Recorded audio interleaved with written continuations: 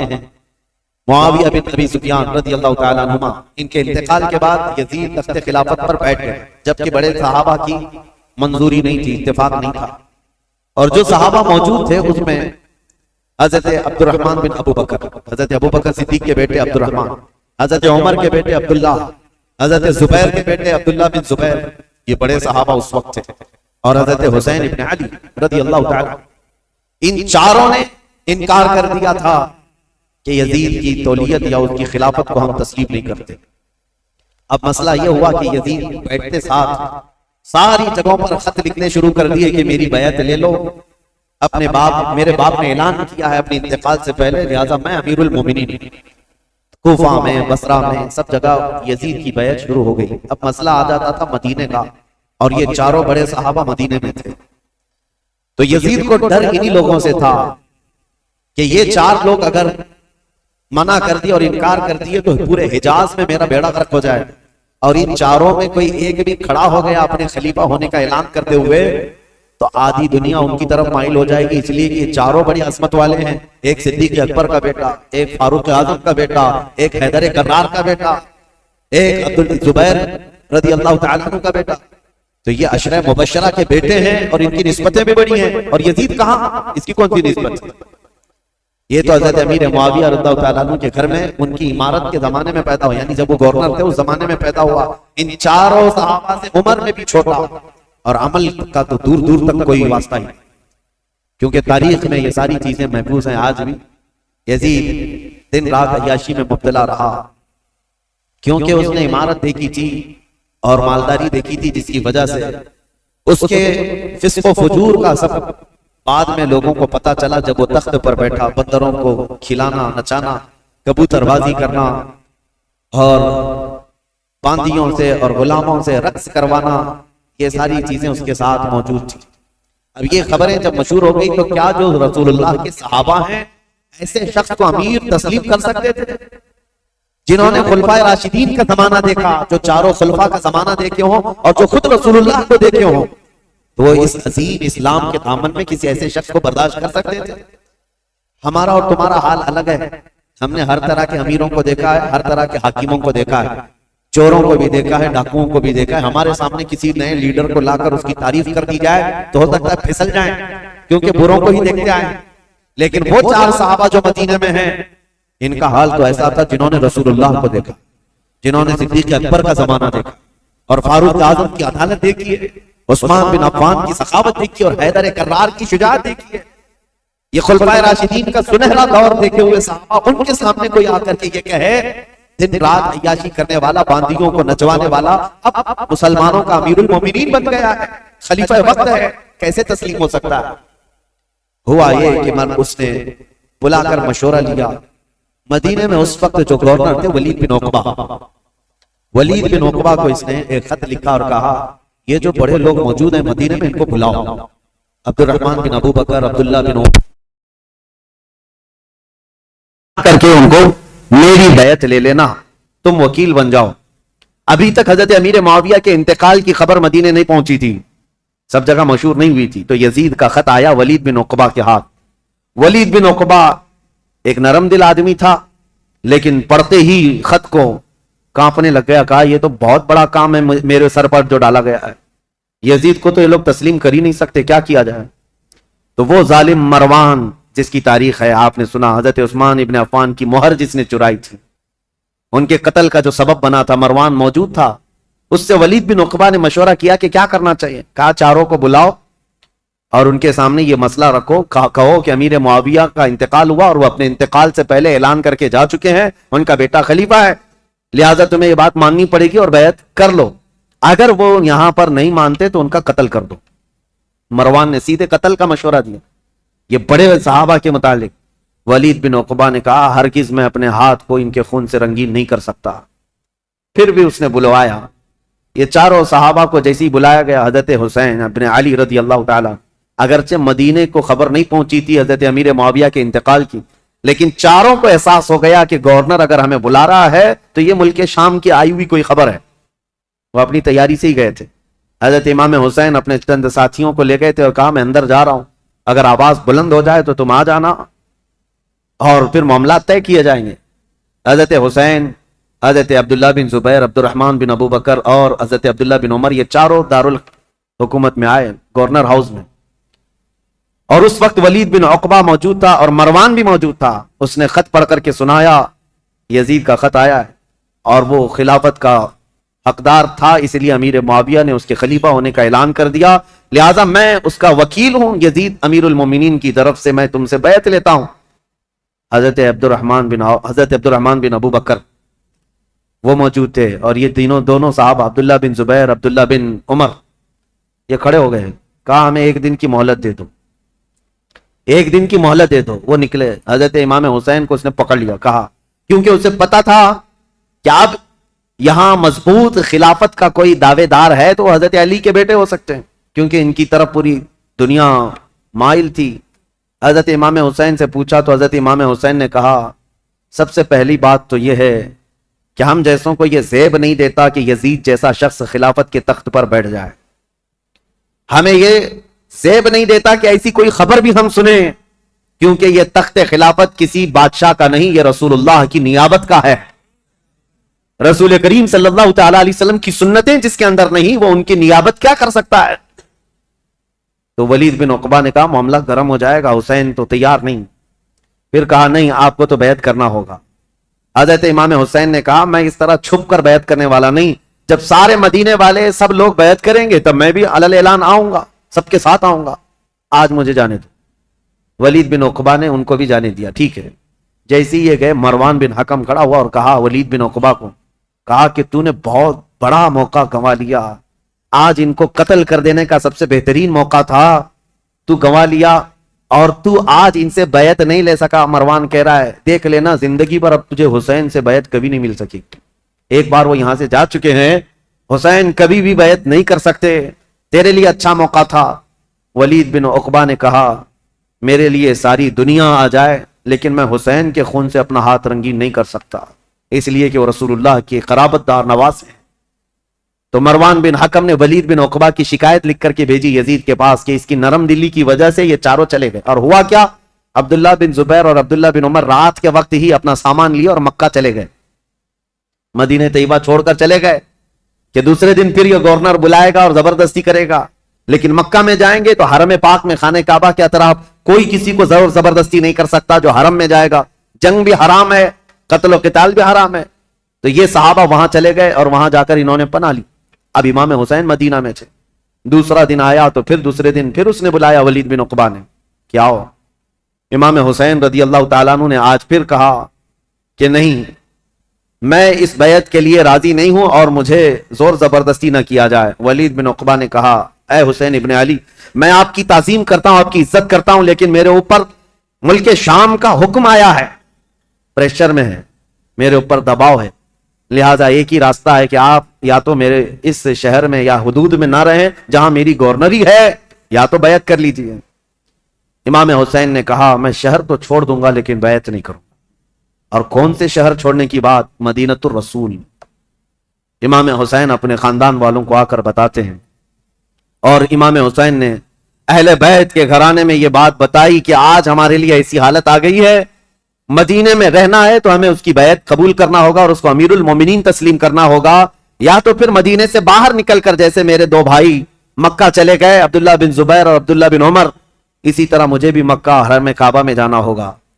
اہل بیت کا بچہ بچہ کہنے لگا رسول کریم صلی اللہ تعالی علیہ وسلم کا شہر چھوٹ رہا ہے، اے امام علی مقام، اس کو گوارا کر لیں گے لیکن رسول اللہ کی شریعت چھوٹ جائے یہ گوارا نہ کریں. حضور کے شریعت پر اور اسلام کی تاریخ میں ایسا کوئی دھبا آ جائے یہ گوارا نہ ہو. میں آپ کو بتاتا ہوں یہ مسئلہ کتنا اہم تھا. ظالموں کو پتا نہیں جو اوپر کی تاریخ پڑھتے ہیں اور بک بک کر کے ٹی وی میں چلے جاتے ہیں کہ امام حسین نے خواہ مخواہ اپنے بچوں کو جھونک دیا کربلا کے میدان میں اور یہ سیاسی جنگ تھی نعوذ باللہ. اور بعض یہ کہتے ہیں کہ خروج کیا، خروج کا مطلب ہوتا ہے بغاوت کیا. جب ایک امیر المومنین ہو گیا تھا، خلیفہ وقت ہو گیا تھا، تو امام حسین بغاوت کر کے کیوں گئے؟ اس طرح کے جو اعتراضات کرتے ہیں ان ظالم نا عاقبت اندیشوں کو خبر تک نہیں ہے تاریخ کی سچائیاں، انہیں معلوم بھی نہیں ہے. یہ ہو سکتا ہے یزید کی ذریت کے لوگ ہوں یا یزید کے مشاغل اور اس کے کاموں سے اتفاق رکھتے ہوں، اسی لیے اس کو آج بھی رضی اللہ عنہ لکھتے ہیں. آج بھی ایسی قوم موجود ہے. ایک طرف رسول اللہ کا پورا گھرانہ ہے. کیا امام حسین جن کو رسول کریم صلی اللہ تعالی علیہ وسلم نے اپنی گود میں رکھ کر پالا ہو، بلکہ سیدنا ابو ہریرہ سے روایت ہے کہ حضور صلی اللہ تعالی علیہ وسلم امام حسین کا لعاب پاک، امام حسین کا لعاب تھوک خود حضور صلی اللہ علیہ وسلم اس طرح چوستے تھے. حدیث کے الفاظ ہیں کہ یمتص رسول اللہ صلی اللہ تعالی علیہ وسلم لعاب الحسین کما یمتص التمر. حسین کا لعاب رسول اللہ ایسے چوستے جیسے کوئی کھجور چوس رہا ہو. جس کے حلق میں نبی کریم صلی اللہ تعالی علیہ وسلم کا لعاب پاک گیا ہو، کیا وہ ناحق فیصلہ کرے گا؟ کیا وہ زور زبردستی رسول اللہ کے خاندان کو جنگ کے میدان میں جھونک دے گا؟ بات اتنی تھی کہ امام حسین کی نگاہیں بہت دور تک دیکھ رہی تھی، آج تک دیکھ رہی تھی. اسی لیے کسی شاعر نے کہا ہے کہ نہ پوچھ وقت ان بے زبان کتابوں سے، نہ پوچھ وقت ان بے زبان کتابوں سے، جب اذان ہوتی ہے تو سمجھ حسین زندہ ہے. ان اذانوں کو زندہ رکھنے میں اور اماموں کو زندہ رکھنے میں حسین کا نام ہے. حسین کی نگاہ، حسین ابن علی رضی اللہ تعالیٰ عنہ کی نگاہ یہاں تک دیکھ رہی تھی. مسئلہ اتنا نہیں تھا خلافت کا، بلکہ میں تو کہتا ہوں ہر آدمی کے پاس جب یہ آپشن رکھ دیے جائیں کہ آپ کے بچے محل میں رہیں گے، آپ کا فیوچر حسین ہے، وزارت ملے گی، سب کون چھوڑتا ہے؟ اگر امام حسین مان لیتے، جانتے ہو یزید کتنی خاطر مدارات کرتا، امام حسین کے لیے بہت بڑا مقام رکھتا، ان کے لیے نذرانے، وظیفے اور ان کے گھرانے کے لیے شاہانہ انداز میں سارے انتظامات رکھتا. کیونکہ جس سے خطرہ تھا جب وہ اس کے مطیع و فرمان بردار ہو جاتے تو حسین ابن علی رضی اللہ تعالیٰ عنہ کے لیے یزید خزانے کھول دیتا. اور یہ امام حسین کو معلوم تھا کہ میرے مان لینے سے یزید تو میرے لیے خزانے کھول دے گا. لیکن امام حسین کی نگاہیں بہت دور تک دیکھ رہی تھی، آج تک کے لیے دیکھ رہی تھی. آج میں آپ سے پوچھتا ہوں میرے عزیز، یہ مصلی امامت ہے. نماز پڑھنے والے جیسے بھی ہوں، مقتدی ہزار قسم کے آتے ہیں، کوئی داڑھی چھلا، کوئی ٹوپی کے بغیر، کوئی پتہ نہیں کیا کیا چیزیں کیا ہوا، سب آتے ہیں، ان کو کوئی نہیں پوچھتا. لیکن امامت کے مصلی پر جو کھڑا ہے اس کے اوپر سے نیچے تک ساری چیزیں دیکھتی ہے آج بھی قوم. اگر کوئی شخص چوری میں مشہور ہو جائے تو میں آپ سے کہتا ہوں کیا چور کو آپ اپنا امام بنا لیں گے مسجد کا؟ کسی کا زنا مشہور ہو جائے تو کیا آپ اس کو امام بنا لیں گے؟ نہیں. آپ یہ کہیں گے میں جیسا تیسا ہوں لیکن امام نہیں. امام ایسا نہیں. چور، ڈاکو اور لٹیرا ہم امام نہیں بناتے. میرے عزیزو، یہ جو تمہارے اندر فکر ہے یہ حسین ابن علی کی دی ہوئی ہے. یہ صدقہ ہے امام علی مقام کا، احسان ہے ان کا پوری دنیا میں. انہوں نے یہ چھاپ چھوڑی ہے کہ ہم آج مسجد کے اس مصلی کے لیے بھی پرہیزگار ڈھونڈتے ہیں اور شریعت کا پابند ڈھونڈتے ہیں. اگر امام حسین اس وقت یہ کر جاتے، یزید کے ہاتھ میں دے کر بیعت کر لیتے، تو آج کوئی بھی اس بات کو دلیل بنا لیتا، میاں آپ فلاں امام پر اعتراض کر رہے ہیں، رسول اللہ کے نواسے نے امام مان لیا تھا شرابی کو، تو ہم کیوں نہیں امام بنا سکتے؟ ہر ایک کے لیے دلیل بن جاتی. اسی لیے میرے عزیزو، خالی وہ وقتی جنگ نہیں تھی، قیامت تک کے لیے فیصلہ تھا، قیامت تک کے لیے دلیل بننے والا تھا ان کا عمل. اسی لیے امام حسین کو بہت بڑا فیصلہ لینا پڑا، بہت بڑا فیصلہ لینا پڑا. اگر میرے نکلنے سے صرف میرے گھر کا ہی مسئلہ تھا تو یہ الگ بات ہے، لیکن میرے نکلنے سے آنے والی نسلوں کے لیے بھی ہے تو مجھے 1000 بار سوچنا پڑے گا. امام حسین کے سامنے یہ چیلنج تھا کہ وہ رسول اللہ کے نواسے، جن کے لیے میرے آقا نے یہ فرمایا حسین منی وانا من الحسین، حسین مجھ سے ہیں اور میں حسین سے ہوں. اس کا مطلب یہ ہے رسول اللہ کی شریعت حسین سے ہے، رسول اللہ کا دین حسین سے ہے. تو جب امام حسین سے پورا دین وابستہ ہے تو پھر امام حسین کو بہت سوچ کر کے قدم اٹھانا تھا. ظالموں، خالی صرف اتنا بک بک کہہ دینا کہ وہ خواہ اپنے خاندان کو میدان جنگ میں جھونک دیے اور سیاسی جنگ تھی یا بغاوت کیا، اپنی آخرت خراب کرتے ہو، اپنی آخرت برباد کرتے ہو. تمہیں خبر بھی نہیں ہے، تمہارے ساتھ اگر ایسے معاملات آ جائیں تب پتا چلے گا. دین کی تھوڑی بہت بھی سوجھ بوجھ رکھتے ہو تو ایسی حرکت کبھی نہیں کر سکتے. اب امام حسین گھر والوں کو آ کر بتاتے ہیں، گھر والے تیار ہوئے، ٹھیک ہے مدینہ رسول چھوڑ کر جائیں گے. اور وہ رات بھی آ گئی جب رسول اللہ کا یہ عظیم نواسہ مدینے سے رخصت ہو رہا ہے، جہاں ان کی پیدائش ہوئی 4 ہجری शाबान المعظم का महीना था जब इमाम हुसैन मदीने में पैदा हुए थे। उस दिन रसूल करीम सल्लल्लाहु ताला अलैहि वसल्लम को इतनी खुशी हुई थी। और पता है आपकी विलादत से पहले हुजूर की चची उम्मुल फजल हजरत अब्बास की बीवी हजरत उम्मुल फजल ये आई थी, ख्वाब देख करके डर करके आई और कहा या रसूल अल्लाह सल्लल्लाहु अलैहि वसल्लम मैं बहुत ही अजीब ख्वाब देख करके आई हूं, मुझे डर है। कहा क्या देखियो? कहा बयान करने से मुझे डर लगता है। कहा बताएं तो सही ख्वाब क्या है? तो चची उम्मुल फजल ने कहा था मैंने कल ख्वाब में देखा आपके जिस्म का एक टुकड़ा कट गया और मेरी गोद में गिरा है। हुजूर ने फरमाया घबराने की जरूरत नहीं, फातिमा के घर बेटा पैदा होगा और वो परवरिश के लिए तुम्हारी गोद में डाला जाएगा। और फातिमा का बेटा मेरे जिस्म का टुकड़ा है। जो रसूल करीम सल्लल्लाहु ताला अलैहि वसल्लम ने जिसको अपने जिस्म का टुकड़ा कहा वो मदीने में परवान चढ़ा है और मदीने में आंखें खोली हैं, खुतबे रसूल को सुना है, हसीन परवरिश है सहाबा की झुरमुट में। माँ फातिमा ज़हरा और बाप हैदर कर्रार, नाना रसूलों का सरदार। इस अजीम जवान को मैदान में उतरने के लिए अब जो वक्त आया वो अजीब इत्तेफाक था कि अपना शहर छोड़ना हुआ। इमाम हुसैन कहते हैं मेरे नाना ने यह फरमाया था कि हर नबी उस जगह दफन होता है जो जगह उसे सबसे ज्यादा महबूब होती, लिहाजा सैयदुल अंबिया जहां दफन है तो मदीना उनको सबसे ज्यादा महबूब है। लेकिन अजीब इत्तेफाक है ए हुसैन, रसूल का जो सबसे महबूब इलाका है वो मुझसे छूटा चला जा रहा है। इमाम हुसैन अपने खानदान को लेकर हुजूर सल्लल्लाहु अलैहि वसल्लम के रोजे पर आए और आते साथ रो पड़े। कहा नाना जान ये वही शहर है जहां मैं आपके कंधों की सवारी करता था, यहाँ के दरो दीवार गवाह हैं और यहाँ मौजूद लोग भी गवाह हैं कि आपसे जो मेरी मोहब्बत थी या मुझसे जो आपकी मोहब्बत थी इसके किस्से मशहूर हैं। लेकिन आज मैं मदीने से रुखसत हो रहा हूं, इसलिए नहीं कि मुझे कोई जायदाद बनानी है, सिर्फ इसलिए कि आपके दीन पर कोई आंच आने ना पाए। इमाम हुसैन हुजूर अकरम सल्लल्लाहु ताला अलैहि वसल्लम के रोज़े अतहर से इजाजत लेते हुए निकले थे। मदीने वाले कहते हैं वो अजीब समा था कि मदीने वाले देखते रह गए। अहले बैत का काफिला जब निकल रहा था, इसमें हज़रत इमाम हुसैन के भतीजे, बेटे, बेटियां, बहन और कई लोग शामिल थे। ये काफिला बाद में बढ़ता चला गया, लेकिन मदीने से निकलने वाले काफिले में इतने थे। और फिर इमाम हुसैन अपनी वालिदा माजिदा सैयदा कायनात फातिमा ज़हरा की कब्र के पास आए और बेइख्तियार रो पड़े, अपनी माँ को आखिरी मर्तबा सलाम कह रहे थे। मदीने वाले कहते हैं कि हुसैन का जाना हमने देखा था, हुसैन वापस मदीने कभी ना आए। और मदीने वाले रोकते रहे कि हम आपकी बैत भी करेंगे और आपकी हिमायत भी करेंगे, आप मदीने से न जाएं। कई लोग आपके जुब्बे को थाम कर पकड़े हुए थे। कहा हम आपको चलता फिरता देखते हैं तो रसूलुल्लाह की याद आती, हम आपको यहां महसूस करते हैं तो हमें नबी पाक की खुशबुएं महसूस होती हैं। आप अगर मदीना खाली करके जाएं तो हमें बताएं रसूलुल्लाह के घर में आप बचा कौन? आपके भाई शहीद हो चुके इमाम हसन, आपके बाप भी नहीं है।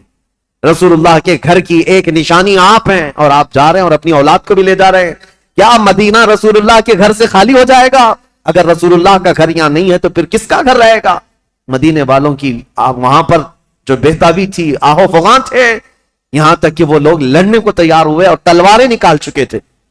कहा हुसैन इब्ने अली हमारी तलवारें हैं, आपके साथ हैं, अल्लाह का वास्ता देते हैं आप ना जाएं। इमाम हुसैन ने एक ही जुमला कहा मैं रह तो जाऊंगा तुम्हारी बातों पर, लेकिन कल को जो अय्याश लड़का बैठा हुआ है तख्ते खिलाफत पर यानी यजीद, ये मुकाबले के लिए मदीना भी फौज भेज देगा और हरम रसूल को मैं मुसलमानों के खून से रंगीन नहीं कर सकता। नबी पाक का शहर मेरी वजह से खून आलूद हो जाए, मुझे यह गवारा नहीं। मैं मेरे नबी पाक के शहर का हद दर्जा एहतराम करता हूं, मुझे जाने दो।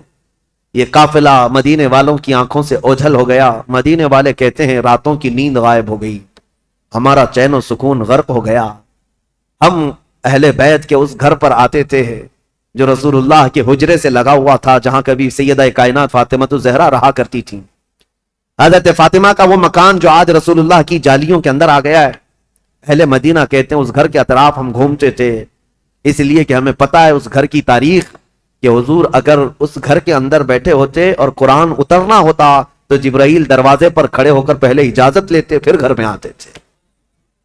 दूसरी जगहों पर जिब्राइल अमीन बराह रास्त हुजूर पर वही लेकर आते थे, आयतें लेकर आते, लेकिन जब फातिमा ज़हरा के घर में हुजूर होते थे तो जिब्राइल इजाजत लेकर आते थे। अहले मदीना कहते हैं वो घर खाली हो चुका था, اس گھر کے اندر اب کوئی نہیں تھا. اہل بیت نبوت کا یہ گھرانہ، رسول اللہ کا یہ خاندان سب چل پڑا تھا. مدینے والے کہتے بھی تھے کہ کیسا وقت آ گیا کہ آج نبی پاک نے جس مدینے کو عظمت کا بلند مقام دے دیا، اس مدینے میں ان کے ہی گھر کے لوگ رہنے کے لیے آج پریشان کیے جا رہے ہیں، ستائے جا رہے ہیں، اور یہاں سے ہجرت کرنے پر مجبور کیے گئے. امام حسین ابن علی رضی اللہ تعالیٰ اپنے خاندان سمیت نکل کر کے مکہ مکرمہ پہنچے. شعبان المعظم کا مہینہ تھا، تقریباً 4 تاریخ تھی جو حضرت امام حسین کی پیدائش کی تاریخ. جب تقریباً 4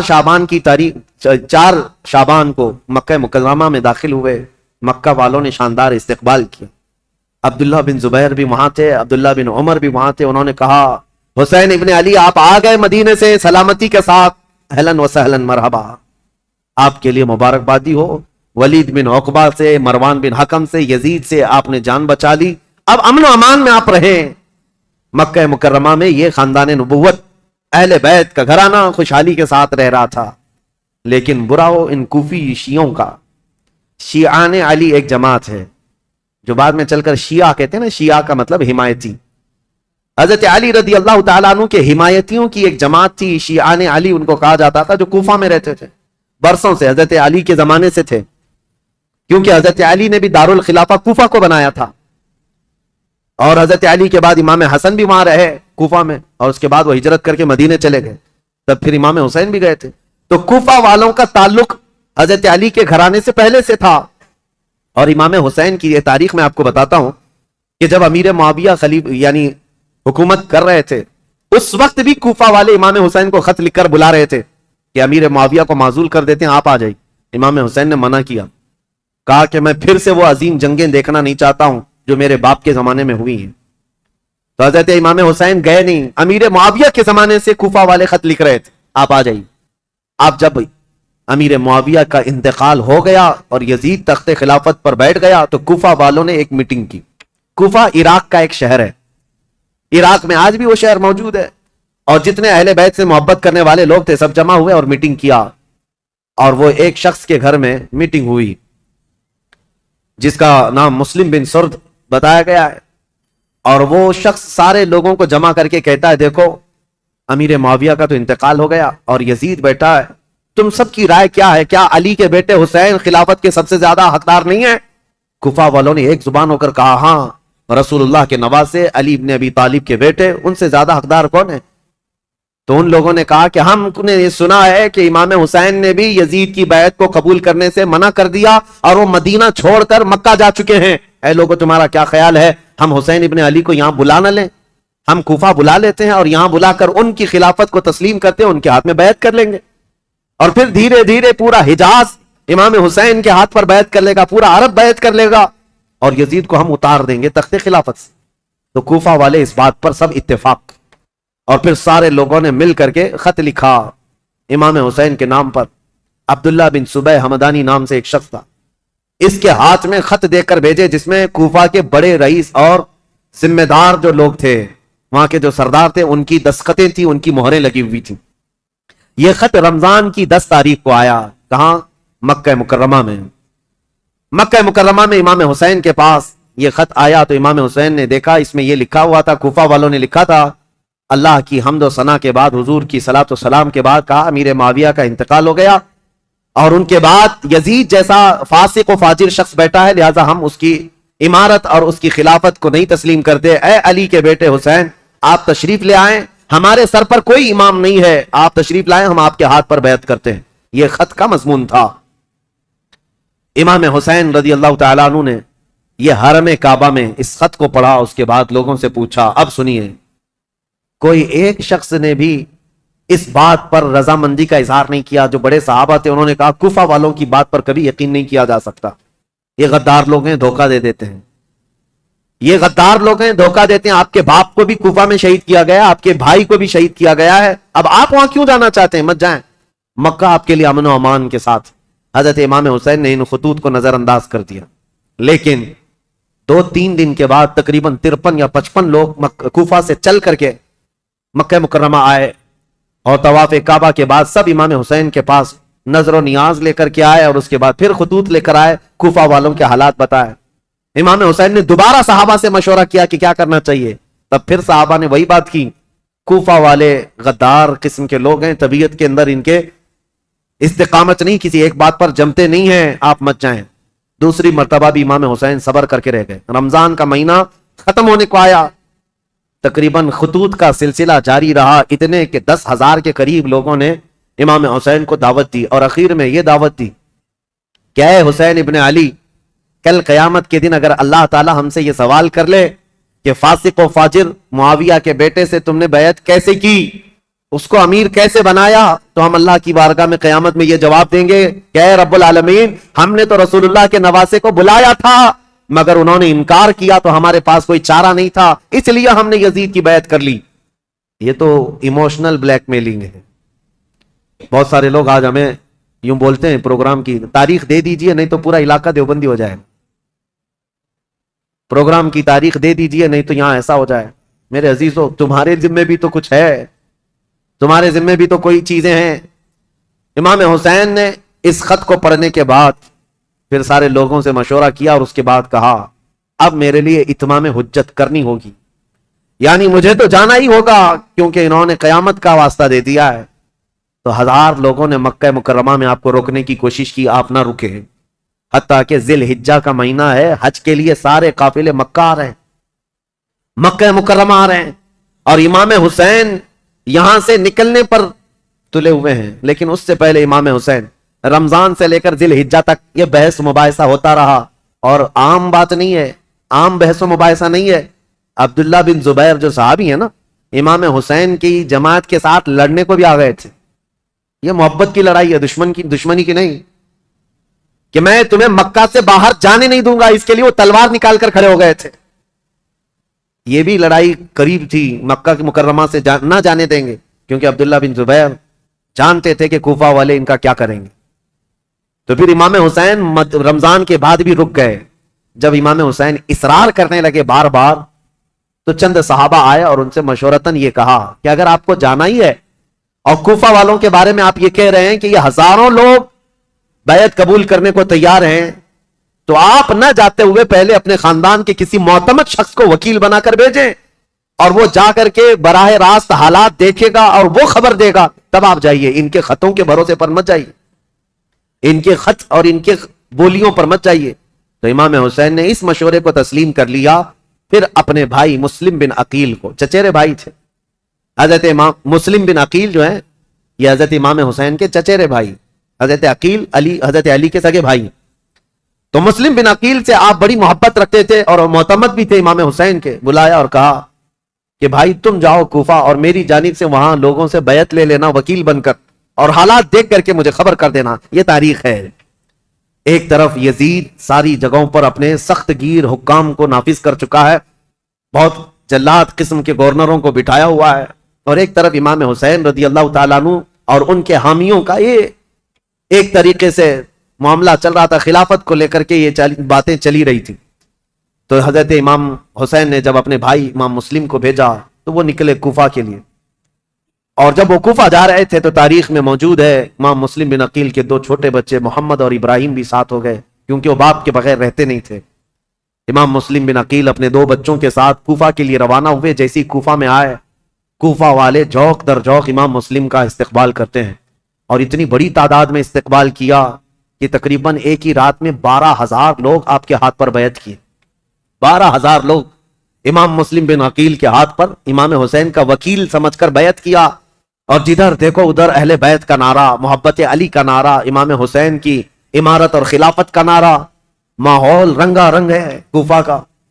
امام مسلم بن عقیل سیدھے مختار بن عبید ایک شخص ہے، اس کے گھر جا کر قیام کرتے ہیں۔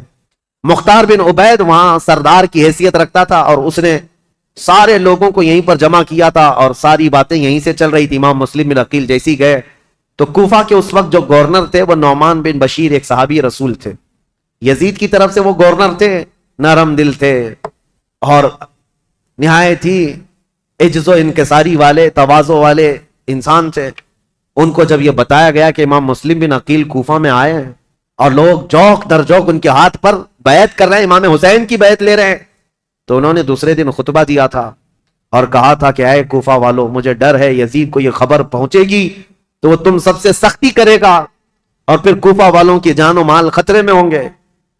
تو وہاں پر ایک شخص بیٹھا ہوا تھا جو یزید کا چمچا تھا، اس نے نعمان بن بشیر سے کہا آپ تو بڑے کمزور آدمی ہیں، مسلم بن عقیل کو بلا کر مار ڈالو، ختم کر دو، قتل کر دو، معاملہ ہی ختم ہو جائے گا۔ نعمان بن بشیر صحابی ہیں، کہتے ہیں اے ظالم تو کس انداز سے مجھے مشورہ دے رہا ہے؟ کہا تب تو پھر آپ کمزور لوگوں میں، ذلیل لوگوں میں، عزت والے لوگوں میں نہیں ہیں۔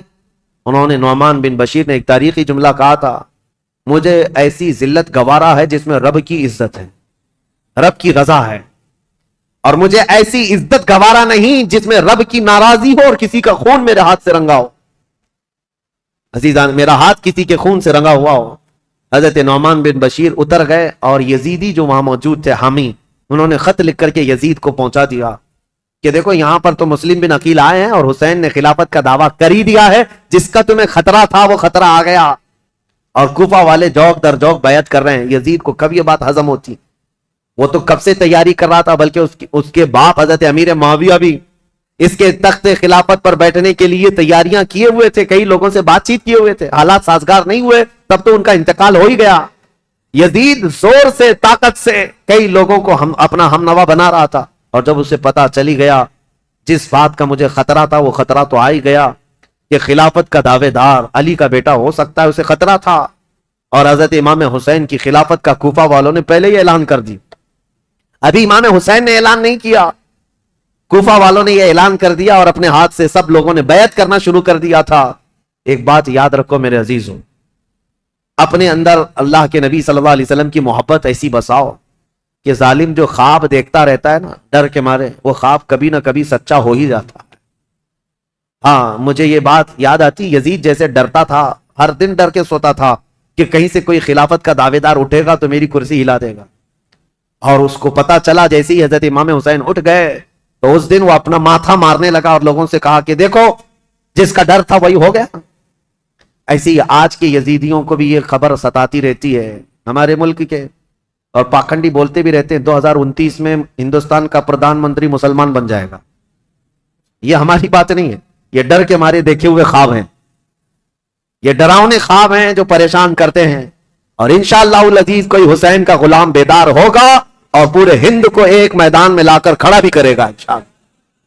ہاں، اس قوم کو زندہ ہو لینے دو، پھر ہر قوم کہے گی حسین ہمارے ہیں انشاءاللہ۔ حضرت امام حسین کی طرف سے امام مسلم بن عقیل نے بیعت لینی شروع کی تو یہاں کوفہ پورا کا پورا ان کے دامن میں آ گیا۔ روزانہ ایک ایک گھر پر دعوت ہے امام مسلم بن عقیل کو، ارے وہ چلنے تک نہیں دیتے، ان کے شہزادوں کو سواریاں بنا لیتے، ان کے شہزادوں کو اپنی سواریوں پر بٹھا لیتے، اپنے کندھوں کو سواری بنا دیتے، اس طرح کی محبت پیش کرتے رہے۔ اور پھر امام مسلم بن عقیل نے امام حسین کو خط لکھا کہ حالات بہت اچھے ہیں، کوفہ والے پورے ایک آواز ہو کر آپ کی خلافت کا اعلان کر رہے ہیں، آپ کو جلدی تشریف لانا چاہیے اور آپ کی خلافت کا اعلان ہونا چاہیے۔ امام مسلم بن عقیل نے خط لکھ کر بھیجا، جس کام کے لیے آپ کو بھیجا گیا تھا وہ کام تو آپ نے کیا، عینی گواہ بھی تھے، آنکھوں سے دیکھا ہوا حال بیان کر دیا۔ اب امام حسین کے پاس جب یہ خط آیا تو اب مجھے بتاؤ، مکہ والے جو صحابہ امام حسین کو روک رہے تھے مت جاؤ مت جاؤ، امام حسین نے کہا تمہارے مشورے پر میں اپنے بھائی کو بھیجا، میرے بھائی نے بھی وہی خبر دی جو کوفہ والے اپنے خطوں میں لکھ کر کے بھیج رہے تھے، میرے بھائی پر تو مجھے اعتماد ہے، انہوں نے جو دیکھا وہ سچ بتایا۔ یہ خط تو آیا، لیکن یزید کے ہاں سے جو معاملات سنگ دل کے بدلے اس طرح کہ اس نے مروان بن حکم کو بلایا اور پوچھا کہ یہ اس فتنے کو کیسے ختم کریں، یہ بغاوت کو کیسے سرو کریں۔ تو اس نے مشورہ دیا کہ نعمان بن بشیر یہ کمزور دل آدمی ہے، نرم دل آدمی ہے، اس کو اتار دو، حالانکہ صحابی رسول تھے، کہا اس کو اتار دو۔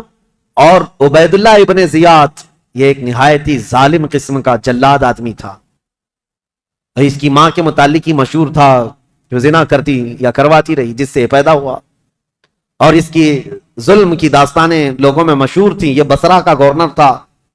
یزید نے فوراً لیٹر لکھ کر بھیجا کہ یہاں سے عبید اللہ بن زیاد سیدھے کوفہ جائے اور وہاں کے حالات کو اپنے ہاتھ میں کنٹرول کرے۔ عبید اللہ بن زیاد جیسے ہی یزید کا خط آیا وہ کوفہ نکلا۔ کوفہ جب گیا تو بھیس بدل کر کے آیا، چہرے پر نقاب ڈال کر کے مدینے کی طرف، مکہ کی طرف سے جو راستہ آتا ہے اس راستے سے کوفہ میں آیا، کیونکہ کوفہ والے روز اس انتظار میں تھے کہ حیدر کرار کے شہزادے امام حسین تشریف لانے والے، رسول اللہ کے بیٹے کوفہ میں آنے والے، روز انتظار میں تھے، کیونکہ امام مسلم نے خط لکھ کر کے بھیج دیا ہے اب وہ آنے والے۔ تو ابن زیاد یہی دھوکہ دیتے ہوئے اسی راستے سے آیا کہ کوفہ والے یہ سمجھیں کہ حسین ابن علی آئے، اور کوفہ والے وہی سمجھے، خوب نعرے لگائے مرحبا بک یا ابن رسول اللہ، اے رسول اللہ کے شہزادے مرحبا مرحبا، آپ آ گئے ہمارے کوفہ میں۔ یہ ظالم کچھ بھی نہیں جواب دیتا تھا، پردہ ڈالے ہوئے جلوس میں چلتا رہا اونٹنی پر بیٹھ کر، اور جب دارالخلافہ پہنچا یا گورنر ہاؤس پہنچا تو وہاں پہنچتے ہی گورنر ہاؤس میں اندر گیا، دروازہ بند کیا، چھت پر کھڑے ہو کر پھر خطبہ دیا اور کہا ہے لوگوں، یہ علی بن ابی طالب کا بیٹا حسین نہیں، میں عبید اللہ بن زیاد یزید کی طرف سے نیا گورنر بن کر آیا ہوں، نعمان بن بشیر کو معزول کیا جاتا ہے، آج سے کوفہ کے سارے معاملات میرے ہاتھ میں ہوں گے۔ کوفہ والے جو استقبال کرنے کے لیے آئے تھے ان کو سخت ترین خطبہ دیا، کہا ہے لوگوں سنو، جو سختی کرے گا اس کے ساتھ ہم سختی کریں گے، اور جو یزید کی بیعت کو انکار کرے گا ہم اس کو قتل کریں گے، باغیوں میں اس کا شمار ہوگا، اور جو کسی باغی کی حمایت کرے گا ہم اس کے ساتھ بھی سختی کا معاملہ کریں گے۔ اس کا پہلے ہی دن یہ جو خطبہ سنا لوگوں نے بہت ہی بیزاری کا اظہار کیا، برہمی کا اظہار کیا، لوگ چلے گئے۔ اب امام مسلم بن عقیل کے حالات اب بدلنے کو آ گئے، کوفہ والے بس گیدڑ بھپکی سے ڈر گئے، عبید اللہ بن زیاد کے ایک خطبے سے ڈر گئے، اور اس کے بعد دوسرے دن عبید اللہ بن زیاد نے کیا کیا، کوفہ کے جتنے قبیلے تھے، خاندان تھے، ان خاندانوں کے جو جو بڑے لوگ تھے، خاندان کا جو بھی رئیس ہوتا، ان سب کو اپنے گورنر ہاؤس میں بلایا، اور بلا کر کے اتنا سخت ڈرایا اور کہا تم میں سے کوئی بھی اگر مسلم بن عقیل کو اپنے گھر میں پناہ دیا یا دیتا ہوا نظر آیا تو میں تمہاری پھانسی کا پھندا یہیں پر لٹکاؤں گا، اور اس کے بعد تمہارے لیے وہ عبرتناک سزا ہوگی، اس لیے کہ یزید امیر المومنین کی طرف سے مجھے یہ آرڈر ہے۔ ایسے سخت احکامات دیا، اور اس کے بعد کوفہ والوں کو ڈرایا یہ کہہ کر کے کہ یزید کی طرف سے 30,000 کی فوج آ رہی ہے جو کوفہ کی اینٹ سے اینٹ بجا دے گی۔ سارے سردار ڈر گئے، جتنے قبیلوں کے آقا تھے ان کے جو رئیس تھے وہ ڈر کے مارے چھپ گئے، اور حضرت امام مسلم بن عقیل کو آ کر یہ معاملات کی خبر دی۔ امام مسلم بن عقیل جس گھر میں تھے، عبید اللہ مختار بن عبید جس کے گھر میں تھے، وہاں سے آپ ہجرت کر گئے، وہاں سے نکل گئے کہ یہاں رہنا اچھا نہیں، تو وہاں سے نکل کر کے ایک بہت ہی عمر دراز صحابی تھے کوفہ میں، ہانی بن عروہ، ان کے گھر گئے، یہ محب اہل بیت تھے، خاندان نبوت عروہ ان کے گھر گئے، یہ محب اہل بیت تھے، خاندان نبوت کے چاہنے والے تھے۔ امام مسلم بن عقیل ان کے گھر جاتے ہیں، ہانی بن عروہ نے ان کا استقبال کیا اور اپنے گھر کے ایک کمرے کے اندر ان کو چھپا دیا، رازداری کے ساتھ امام مسلم بن عقیل اور ان کے شہزادوں کو اپنے گھر میں رکھا، اور جتنے اہل بیت سے لوگ محبت کرتے تھے صرف ان کو معلوم تھا کہ امام مسلم بن عقیل ہانی بن عروہ کے گھر میں ہے، اور اس کے باوجود امام مسلم بن عقیل ہانی بن عروہ کے گھر میں رہ کر بھی کوفہ والوں کو بلاتے رہے، جو اب تک 60,000 کی تعداد میں پہنچے تھے بیعت کرنے والے۔ اب ان لوگوں میں اب چھانٹنا شروع کیا کہ ابھی بچے کتنے ہیں۔ ہانی بن عروہ کے گھر میں جب آپ خفیہ لوگوں سے ملاقات کرتے تھے اس وقت بھی 18,000 لوگ ابھی بھی امام مسلم بن عقیل کے ساتھ تھے۔ آ کر کے انہوں نے اپنے ساتھ ہونے کا اظہار کیا۔ امام مسلم بن عقیل نے کہا کہ اب بھی حالات صحیح ہیں، کچھ بدلے تو کیا ہوا، کچھ تو موجود ہیں، امام حسین کو آنا چاہیے۔ دوسرا خط بھی انہوں نے لکھا کہ حالات قابو میں آنے کے لائق ہیں، آپ تشریف لائیں۔ دوسرا خط بھی گیا امام حسین کو، لیکن اب امام مسلم بن عقیل کی تلاش شروع کر دیا عبید اللہ بن زیاد۔ یہ ہر جگہ لوگوں سے پوچھنے لگ گیا کہ مسلم بن عقیل جو آئے ہیں حسین کی طرف سے وکیل بن کر، وہ کس کے گھر میں چھپے ہوئے، کوئی بتانے کو تیار نہیں تھا۔ اب عبید اللہ بن زیاد نے ایک غلام کو پیسہ دے کر کے بھیجا، 3,000 درہم یا دینار، کہا کہ تو جا کر کے کسی نہ کسی طرح سے تلاش کر کے معلوم کر کے مسلم بن عقیل کہاں چھپے۔ اب وہ روزانہ گھومتا تھا اور جو اہل بیت سے محبت کرنے والے ہیں وہ جانتا تھا، تو ایک مسلم بن اوسجہ اسدی رضی اللہ تعالیٰ عنہ محب اہل بیت سے مسجد میں عبادت میں رہتے، ان کے پاس گیا یہ غلام جس کا نام معقل تھا، یہ گیا اور کہا جا کر کے مجھے مسلم بن عقیل سے ملنا ہے۔ تو مسلم بن اوسجہ اسدی یہ کہتے ہیں تو مجھ سے کیوں پوچھ رہا ہے، مسجد میں اور بھی بہت سارے لوگ ہیں۔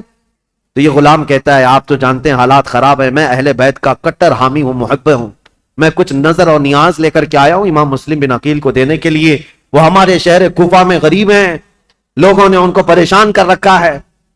تو حضرت مسلم بن اوسجہ اسدی سمجھ گئے کہ یہ محب اہل بیت ہے، اس کو پکڑ کر ہانی بن عروہ کے گھر لے گئے، آؤ میں تجھے ملاتا ہوں۔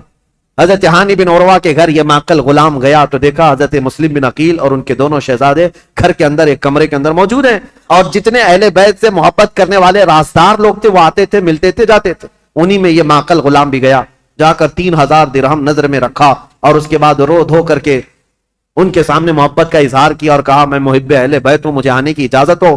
تو اس کو آنے کی روزانہ اجازت ملی، دن بھر ان کے حجرے میں بیٹھا رہتا، کتنے لوگ کوفہ سے ان سے ملنے آ رہے ہیں، کون کون کیا کیا باتیں کر رہا ہے سب سنتا، اور رات میں جا کر عبید اللہ بن زیاد کو ساری رپورٹ دیتا، ساری جاسوسی کرتا تھا۔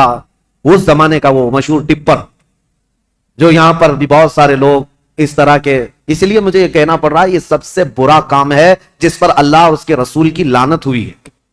میرے آقا صلی اللہ تعالی علیہ وسلم نے ان کے لیے جہنم کی بشارت دی ہے جو مسلمانوں کی جاسوسی کرتے ہیں یا مسلمانوں کی خبریں کفار و مشرکین کو پہنچاتے ہیں، ان کو منافقین میں شمار کیا گیا ہے، منافقین میں شمار کیا گیا ہے۔ حضور اکرم صلی اللہ تعالی علیہ وسلم اس قدر ناراض تھے، اس قدر ناراض، صرف ایک صحابی کی بارے میں بیچ میں بات آئی، عرض کرتا ہوں توبہ کریں میرے عزیزوں، میں ممبئی کے ایک علاقہ جہاں گھنی آبادی ہے مسلمانوں کی، نام نہیں ذکر کر رہا ہوں کیونکہ ریکارڈ ہوتا ہے اور ہر جگہ چیزیں پہنچتی ہیں، ایک گھنی آبادی کا علاقہ ہے، وہاں جانے کے بعد ایک حاجی صاحب ہے، ان سے ملاقات ہوئی تو لوگوں کے کاروبار پوچھ رہے تھے، تو اس میں انہوں نے کہا کہ یہاں کے اکثر مسلمانوں کا جو کاروبار ہے وہ ٹپ دینا ہے، پولیس کو ٹپ دینا ہے، اسی پر ان کی روزی روٹی چلتی ہے، اور کچھ جو ہے جھوٹے فرضی کاغذات پر فلیٹوں کی خرید و فروخت کرتے ہیں، ٹوپی ڈالتے ہیں، یہی کاروبار ہے، نعوذ باللہ من ذالک۔ ان باتوں میں ہماری قوم کو سب سے زیادہ بدنام کیا گیا ہے، یا ہوگا 500 روپے 1000 روپے کے لیے کیا کوئی اپنی قوم بیچ دے گا؟ کوئی اپنی قوم بیچ دے گا؟ میرے عزیزوں، تم ہرگز یہ مت سمجھنا کہ تمہاری خبریں دینے سے تم ان کے سامنے عزیز بن جاؤ گے، وہ ایسے کتے ہیں کہ ایک شکار کے بعد دوسرا شکار تم ہی ہوگے، تمہارا ہی نمبر ہو۔ اور میں جو بات عرض کر رہا تھا حدیث، وہ عرض کر کے آگے بڑھتا ہوں۔ ایک صحابی حضرت ابو لبابہ، یہودیوں کے متعلق حضور نے رات میں میٹنگ کی تھی کہ ان کے ساتھ کیا کرنا ہے، سارے صحابہ کا اتفاق ہو گیا تھا، یہودی چونکہ دھوکہ دیے تھے مدینے والوں کو، میٹنگ میں بات پاس ہو گئی کہ کیا کرنا ہے، لیکن حضور نے رات میں یہ کہا تھا کہ کوئی بھی اس بات کی خبر باہر نہیں پہنچائے گا، یہ رسول اللہ کا راز ہے۔ لیکن حضرت ابو لبابہ صحابی یہ باہر جا رہے تھے، یہودیوں نے انہیں پکڑ لیا، پرانی دوستی تھی، بچپن کی دوستی تھی، کہا ابو لبابہ سنا ہے رسول اللہ نے کچھ میٹنگ کی ہے ہمارے بارے میں، کیا مشورہ ہوا ہے؟ کہا نہیں بتاؤں گا، ہرگز نہیں بتاؤں گا، اللہ کے رسول کا راز ہے۔ تو ان پر پریشر ڈالنے لگے، پرانی دوستی کا واسطہ دیتے ہوئے، بچپن کی دوستی، کچھ تو بتاؤ، اچھا اشارہ تو بتاؤ۔ میرے عزیزوں، آج تو جان بوجھ کر کے پورا اپنا پروفیشنل اور اپنا کاروبار بنائے ہوئے لوگ ہیں، وہ تو حضرت ابو لبابہ غلطی سے ان کے ہاتھوں لگ گئے، تو انہوں نے اشارے سے صرف یوں کہا تھا کہ تمہارا ہو جائے گا کام ہونے، اور یہودی راتوں رات پورا مدینہ خالی کر کے بھاگ گئے۔ دوسرے دن حضور کو خبر ہوئی، حضور نے بلایا، پوچھا کہ کس نے خبر کی ہمارے رات کی بات کو؟ تو حضرت ابو لبابہ کہتے ہیں کھڑا ہو گیا، کیونکہ پتا ہے نہ بھی بتاتا تو مخبر صادق صلی اللہ علیہ وسلم کو ہر بات کی خبر ہے۔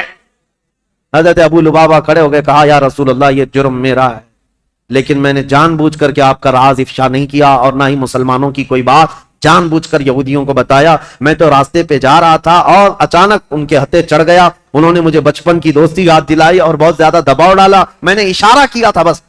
جانتے ہو اس بات پر میرے آقا نے کیا فرمایا؟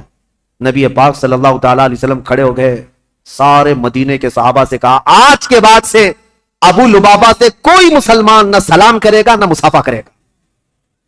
حضور پاک نے فرمایا مکمل طور پر ابو لبابہ کا بائیکاٹ کرو، کوئی سلام بھی نہیں کرے گا، مصافحہ بھی نہیں کرے گا۔ حضرت ابو لبابہ کے متعلق اتنا سخت حکم حضور نے فرمایا، اور آج بھی مدینہ طیبہ مسجد نبوی جاؤ گے، وہاں ستونوں میں، مسجد کے اندر جو ستون ہے نا، ان ستونوں میں ایک ستون حضرت ابو لبابہ کے نام سے ہے۔ ابو لبابہ نے کیا کیا؟ اپنی بیوی کو بلایا اور کہا اب میں جینے کے قابل نہیں ہوں، مجھے اس کمبے سے باندھ دینا جب تک میری توبہ قبول نہ ہو۔ ان کو رسی سے ان کی بیوی باندھ کر چلی جاتی۔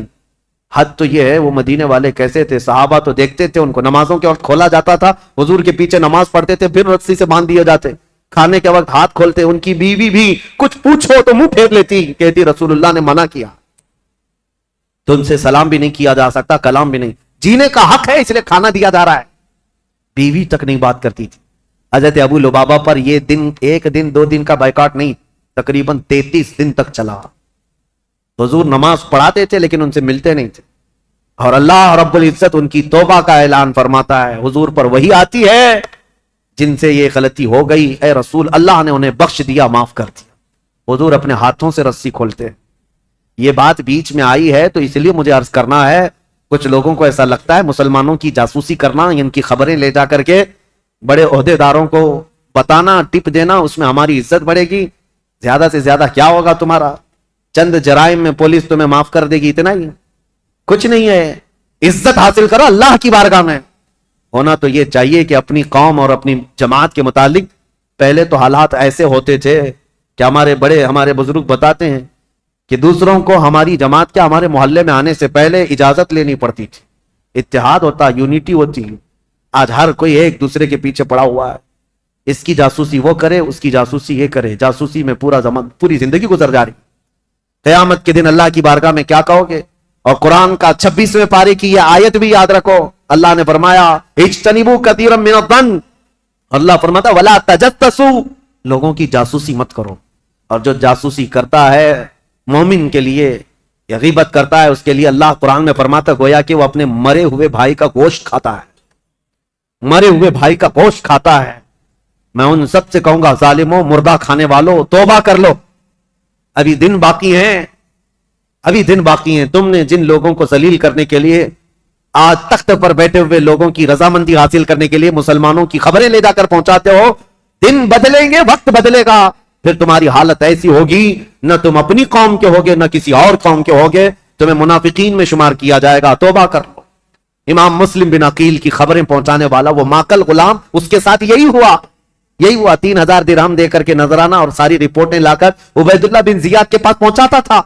عبید اللہ بن زیاد ساری باتیں سنتا رہا اور ہانی بن عروہ کو ایک دن بلا لیا، کہا ہانی بن عروہ سے اس کے پرانے تعلقات تھے، لیکن ہانی بن عروہ جب سے وہ آیا تھا ملنے نہیں گئے تھے۔ بلایا اچانک گورنر ہاؤس پہ، کہا کیا بات ہے ہانی بن عروہ، ہم سے ملاقات نہیں کر رہے ہو؟ کہا میں بیمار تھا اس لیے نہیں آیا۔ کہا بیمار نہیں، تم تو فتنوں میں مبتلا ہو، امیر المومنین کے خلاف فتنہ کرنے کا گھر کو اڈا بنا رکھا ہے، مسلم بن عقیل کو تم سہارا دیے ہوئے ہو، روزانہ پلاننگ کرتے ہو اپنے گھر میں اور خلافت کے خلاف لوگوں کو بغاوت پر ابھار رہے ہو۔ حضرت ہانی بن عروہ نے کہا ایسا تو نہیں کر رہا میں۔ تو اس نے وہ غلام کو سامنے پیش کیا، کہا اس کو پہچانتے ہو؟ کہا ہاں یہ تو محب اہل بیت ہے۔ وہ ماقل بن یسار جو غلام تھا، اس نے کہا میں کوئی محب اہل بیت نہیں، میں عبید اللہ بن زیاد کا سپاہی ہوں، میں ان کی طرف سے آیا کرتا تھا۔ ہانی بن عروہ دیکھ کر دنگ رہ گئے، مسلمان کو اگر کسی نے ڈنک مارا ہے تو دوسرا مسلمان ہی مارا ہے۔ اکثر یہی ہوا ہے تاریخ میں، جب تک اپنا کوئی گھر کا بھیدی نہیں ہوتا تب تک کوئی دشمن ہم پر غالب نہیں ہوتا۔ پوری تاریخ میں دیکھیں آپ، یہی ہوتا رہا ہے۔ ہانی بن عروہ نے کہا تو اب یہ تیری جاسوسی تھی تو سن لے، حقیقت بات یہ ہے مسلم بن عقیل خود آئے ہیں میرے گھر اور وہ اہل بیت سے ہیں، میں ان کو منع نہیں کر سکتا، اس لیے میں اپنے گھر میں رکھا ہوں۔ مسلم بن عقیل کی ابھی یہ بات چل رہی تھی، کوفہ میں یہ بات گردش کرنے لگ گئی کہ وہ قبیلہ بنی مزعج کے تھے، ایک قبیلہ تھا بنی مزعج، اس قبیلے کے ہانی بن عروہ سردار تھے، مشہور ہو گئی ہانی بن عروہ کا قتل ہو گیا، ان کو مارا گیا۔ تب سارے ان کے خاندان کے لوگ اور سب کے سب جمع ہو گئے، یہ تعداد بھی قریب 12,000 کی تھی۔ امام مسلم بن عقیل اس میں باہر نکل کر کے آ گئے، کوفہ کے جتنے لوگ ہیں ان کو لے کر گورنر ہاؤس کا گھیراؤ کر لیا، سب کو باہر جمع کر لیا۔ امام مسلم بن عقیل نے کہا اس وقت تک نہیں جائیں گے جب تک ہانی بن عروہ کے قتل کے بارے میں ہم ابن زیاد سے بدلہ نہ لیں گے۔ کوفہ والے نعرہ لگاتے ہوئے آ گئے۔ یہ وقت بھی ایسا تھا، امام مسلم بن عقیل چاہتے تو پورے گورنر ہاؤس کو تباہ کر دیتے، لیکن جب 12,000 لوگ آئے تھے تو ابن زیاد نے کیا کیا، ہانی بن عروہ کو اس نے قتل نہیں کیا تھا، وہیں گورنر ہاؤس میں قید کر کے رکھا تھا، بوڑھے صاحب ہی تھے، ان کو پکڑ کر کے چھت پر لایا گیا اور یہ زور زبردستی ان سے کہا گیا اپنے قبیلے والوں سے کہہ دو واپس چلے جائیں، اپنے قبیلے والوں سے کہہ دو مسلم بن عقیل کا ساتھ چھوڑ دیں ورنہ ہانی بن عروہ تمہارا قتل ہو جائے گا، ٹکڑے ہو جائیں گے۔ ہانی بن عروہ چھت پر آئے اور اعلان کیا ہے لوگوں میں زندہ ہوں، مجھے نہیں مارا گیا ہے، لیکن بات یہ ہے فتنہ و فساد ہو رہا ہے، تم لوگ سب منتشر ہو جاؤ۔ تو ابن زیاد کی طرف سے ایک آدمی کھڑا ہوا کہ اے بنی مزیج کے لوگوں، تم سے ابن زیاد کی کوئی دشمنی نہیں ہے، ہانی بن عروہ کا وہ دوست ہے، تم سب مسلم بن عقیل سے دور ہو جاؤ۔ ہانی بن عروہ کو کوفہ میں ایک عزت دار عہدہ دیا جائے گا اور ان کو یہاں پر عزت و تکریم سے نوازا جائے گا۔ قبیلے کے سارے لوگ نکل گئے۔ یہی وہ تاریخ ہے جب امام مسلم بن عقیل رات کو نماز پڑھانے کے لیے کھڑے تھے، عشاء کی 12,000 لوگ تھے، رات بھر یہ قضیہ چلتا رہا اور سارے قبیلے بنی مزیج کے اور کوفہ والے چھوڑ کر کے جاتے رہے۔ صبح کے وقت امام مسلم بن عقیل کے پیچھے فجر میں صرف 3 لوگ باقی تھے، 3 لوگ باقی رہ گئے۔ تاریخ میں ایسا باپ کبھی سنا ہے اپنے؟ 12,000 لوگ ایک بیت چھوڑ کر کے جائیں اور 3 لوگ باقی رہ جائیں۔ یہ رسول اللہ کے خاندان والوں کا بہت عظیم امتحان تھا۔ امام مسلم بن عقیل نے دیکھا کہ سارے چھوڑ کر چلے گئے، لیکن ہوا کیا، سب کے جانے کے بعد حضرت امام مسلم بن عقیل اب تیسرا گھر ڈھونڈنے والے تھے کہ کسی کے گھر تو رکوں جا کر۔ پہلے مختار بن عبید کے گھر میں تھے، دوسرے ہانی بن عروہ کے گھر میں۔ اب حضرت امام مسلم بن عقیل جہاں سے گزرتے تھے کوفہ والے اپنا گھر بند کر دیتے تھے، کوفہ والے گھر بند کر دیتے، ان کی وجہ سے ہمارے اوپر عذاب آ جائے گا، یہ ابن زیاد ہمیں چھوڑے گا نہیں، ہمیں مار ڈالے گا۔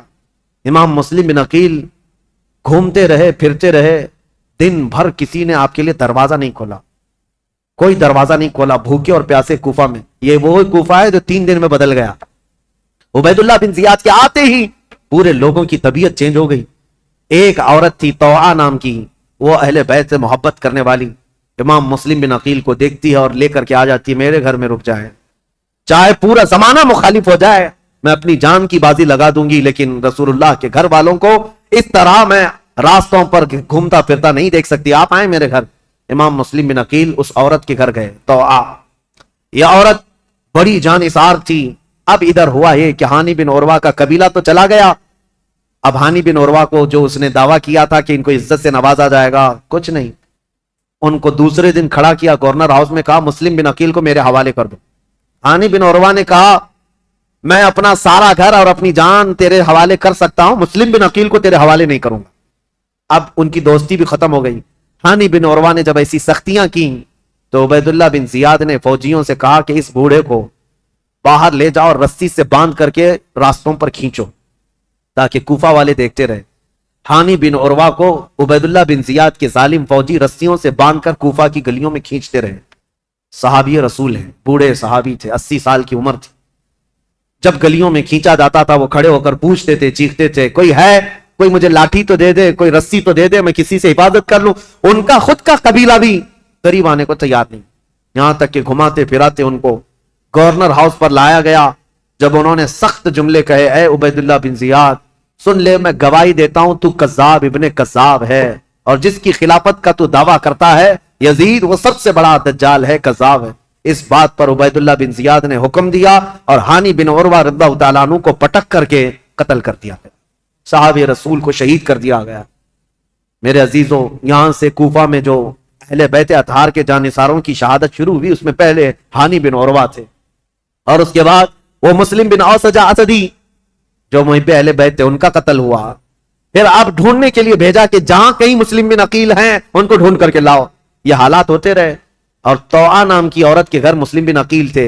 اتفاق ایسا کہ اس طوعا نامی عورت کا جو بیٹا تھا محمد بن اشعث، وہ ابن زیاد کے درباری تھا، فوجی تھا، اور اس کو خبر ملی تو ابن زیاد سے آ کر کے کہا میری ماں نے پناہ دے رکھی ہے مسلم بن عقیل کو، لیکن میری ماں بہت ڈھیٹ ہے، مانے گی نہیں، وہ مجھ سے بھی لڑ جائے گی، مسلم بن عقیل کو حوالے نہیں کریں، تو کیا کیا جائے؟ ابن زیاد نے پوچھا تو اس نے کہا بیٹے نے میرے ساتھ 10 فوجیوں کو بھیجو، کسی نہ کسی طرح گرفتار کر کے لاؤں گا۔ تو 10 فوجیوں کو یا 12 فوجیوں کو لے کر یہ محمد بن اشعث آیا اور اپنی ماں سے آ کر کہا کہ ماں تو ایک مجرم کو پناہ دی ہے، ماں تو نے ایک غدار کو اور دھوکے باز کو اور خلافت کے باغی کو پناہ دیا ہے، تجھے پتہ نہیں انجام کیا ہے؟ تو آپ باہر نکلی اور کہا مجھے افسوس ہے اس دن پر جس دن میں نے تجھے دودھ پلایا تھا، اس دن پر مجھے افسوس ہے، اور تو کہتا ہے میں نے باغی کو پناہ دی ہے؟ نہیں، در حقیقت میں نے رسول اللہ کے گھر کو اپنے گھر میں بسایا ہے، میں نے رسول اللہ کے گھر کو اپنے گھر میں بسایا ہے۔ مسلم بن عقیل تیرے حوالے نہیں ہوں گے۔ اپنے بیٹے سے وہ لڑ گئی۔ اب یہ 12 لوگ امام مسلم بن عقیل کو پکڑنے آئے تو پہلی مرتبہ امام مسلم بن عقیل کو تلوار نکالنی پڑی کوفہ میں۔ پہلی مرتبہ جب تلوار نکالی تو یہی 10-12 سے آپ کا مقابلہ ہوا، اور یہ 10-12 کیا، یہ حیدر کرار رضی اللہ تعالیٰ عنہ کے گھر کا شیر ہے۔ مسلم بن عقیل کی تلوار چمکتی تھی اور سامنے وہ بھاگے پھرتے تھے کتوں کی طرح، کوئی پکڑنے کو آتا نہیں تھا، یہاں تک کہ ایک شخص قریب آیا اور امام مسلم بن عقیل پر حملہ کرنے لگا، آپ کا اس کی تلوار منہ پر گری جس سے آپ کا ہونٹ کٹ گیا۔ امام مسلم بن عقیل کا ہونٹ کٹ گیا. امام مسلم بن عقیل سخت شدت کی دھوپ ہے اس دن. طوعا نامی خاتون سے کہتے ہیں اے محب اہل بیت، جانثاران اہل بیت کی خاتون، مجھے تھوڑا پانی دے دے، میں پانی پیوں گا اور ان کا کام تمام کروں. خاتون پانی لائی، ایک کھٹورے میں پانی لائی. امام مسلم بن عقیل پانی کے لیے جیسی کھٹوری آگے کرتے ہیں، خون پورا اس پانی میں گرتا. آپ نے پانی پھینک دیا کہ خون کا قطرہ پانی میں مل جائے تو حرام ہے، پانی نہیں پیا جا سکتا، خون پینا حرام ہے. دوسری کھٹوری لائی گئی. آپ جب لبوں کے قریب لگاتے اس میں بھی خون ٹپکتا تھا. آپ نے وہ پانی بھی چھوڑ دیا، کہا صاف پانی پینا مسلمان کے لیے حلال ہے، خون جس پانی میں مل جائے وہ حرام ہے، میں حرام پانی اخیر وقت نہیں پی سکتا. تیسری مرتبہ لایا گیا، تیسری مرتبہ بھی وہ کھٹوری خون سے لال ہو گئی. آپ نے رکھ دیا اور کہا شاید اب میری زندگی میں دنیا کا پانی نہیں ہے. امام مسلم بن عقیل لڑنے کے لیے پھر باہر آئے تو ان ظالموں نے کیا کہا، محمد بن عشا صغرا نے کہا مسلم ہم تم سے لڑنا نہیں چاہتے، امان دیتے ہیں. ایک شخص اس میں سے کہا میں امان دیتا ہوں، بس بات اتنی ہے کہ تم چلو عبید اللہ بن زیاد کے سامنے، تمہارے آمنے سامنے گفتگو ہو جائے. ہم اتنا ہی کہتے ہیں. جیسے آج بھی آتے ہیں نا پولیس والے، صرف بات کرنا ہے، بات کرنے کے لیے جانا ہے. امام مسلم بن عقیل سے کہا صرف بات کرنے کے لیے چلو. اور اس وقت عربوں میں امان دینے کا مطلب یہ ہوتا ہے کہ پھر جنگ نہیں ہوتی، اور اس کے لیے جس نے امان دیا وہ تلوار اٹھا لیتا. عرب میں یہ دستور تھا. تو امام مسلم بن عقیل نے اپنی تلوار چھوڑ دی، کہا چلو ٹھیک ہے تم نے امان دے دی، میں چلتا ہوں ابن زیاد کے پاس گفتگو کروں گا. جب جانے لگے اور اس وقت جیسی ہی ان کی بگی میں بٹھایا گیا، گھوڑے پر بٹھایا گیا، تو ظالموں نے پیچھے سے ان کے ہاتھ باندھنا شروع کر دیا. امام مسلم بن عقیل کے ہاتھ باندھے. آپ نے پوچھا جب تم نے امان دے دیا اور صرف بات ہی کرنا ہے تو پھر یہ ہاتھ باندھنا کیوں شروع کیا، یہ پہلی غداری ہے تمہاری. کہا نہیں ابن زیاد کے پاس چلو. جب وہاں پہنچے تو آپ کو اس انداز سے نہیں لے جایا گیا جیسے بلایا گیا تھا، کھینچ کر کے بے عزتی کے ساتھ لایا گیا، عبید اللہ بن زیاد کے سامنے لایا گیا. اب یہ جو مکالمہ ہوا ہے، جو گفتگو ہوئی ہے، ابن زیاد نے اب گفتگو شروع کی اور کہا اے مسلم بن عقیل کیا تم یہ فتنہ پروری کر رہے ہو؟ یہاں کے لوگ امن و امان میں تھے، یہاں کے لوگ حسب عادت بہت اچھے مزاج کے تھے، اور تم نے آ کر فتنہ ڈال دیا اور حقیقی خلیفہ کے خلاف بغاوت کیا. امام مسلم بن عقیل نے کہا نہ ہم فتنہ کرنے کے لیے آئے اور نہ یہاں کے لوگ امن و امان میں تھے. ہم کو یہ خبر دی گئی کہ یہاں تیرے باپ کی حکومت ظلم کے ساتھ قائم کی گئی ہے اور ان کے ساتھ کوفہ والوں کے ساتھ ظلم ہوتا تھا. ہم ان کو زمانے رسول کی خلافت یا زمانے رسول کی حالت پر لانے کے لیے اپنا شہر چھوڑ کر آئے ہیں. تو ابن زیاد نے کہا اے مسلم بن عقیل تم کو اتنی فکر ہو گئی، تم تو مدینے میں شراب پینے والے لوگ. مسلم بن عقیل نے مسکرا کر کہا پورا زمانہ گواہ ہے رسول اللہ کا گھرانہ شراب تو دور کی بات، میری کھٹوری میں خون کا قطرہ گرا تھا میں نے وہ پھینک دیا ہے. شراب کی بات کرتا ہے، شراب تو تجھ جیسا آدمی پیتا اور تیرا امیر پیتا ہے یزید، جو مسلمانوں کی خون پر اپنی کرسی بچھایا ہوا ہے. یہ باتیں سخت ہو گئی امام مسلم بن عقیل کی اور ابن زیاد کی. ابن زیاد نے کہا کہ مسلم ابھی تمہارے پاس وقت ہے کہ تم یزید کی امارت اور اس کی خلافت کو تسلیم کر لو تو ہمارے درمیان بات بن جائے گی.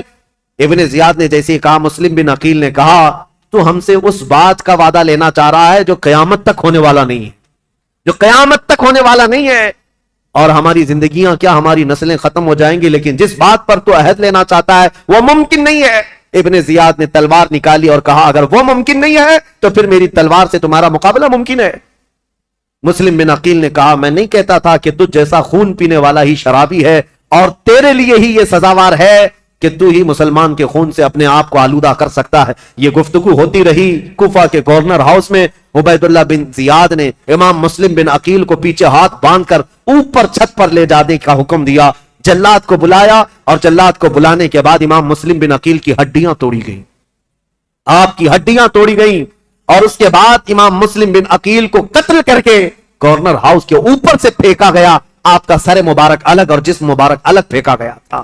انا للہ و انا الیہ راجعون. یہ خاندان نبوت کے پہلے شہید ہیں، پہلے شہید کوفہ میں جنہوں نے دم توڑ دیا.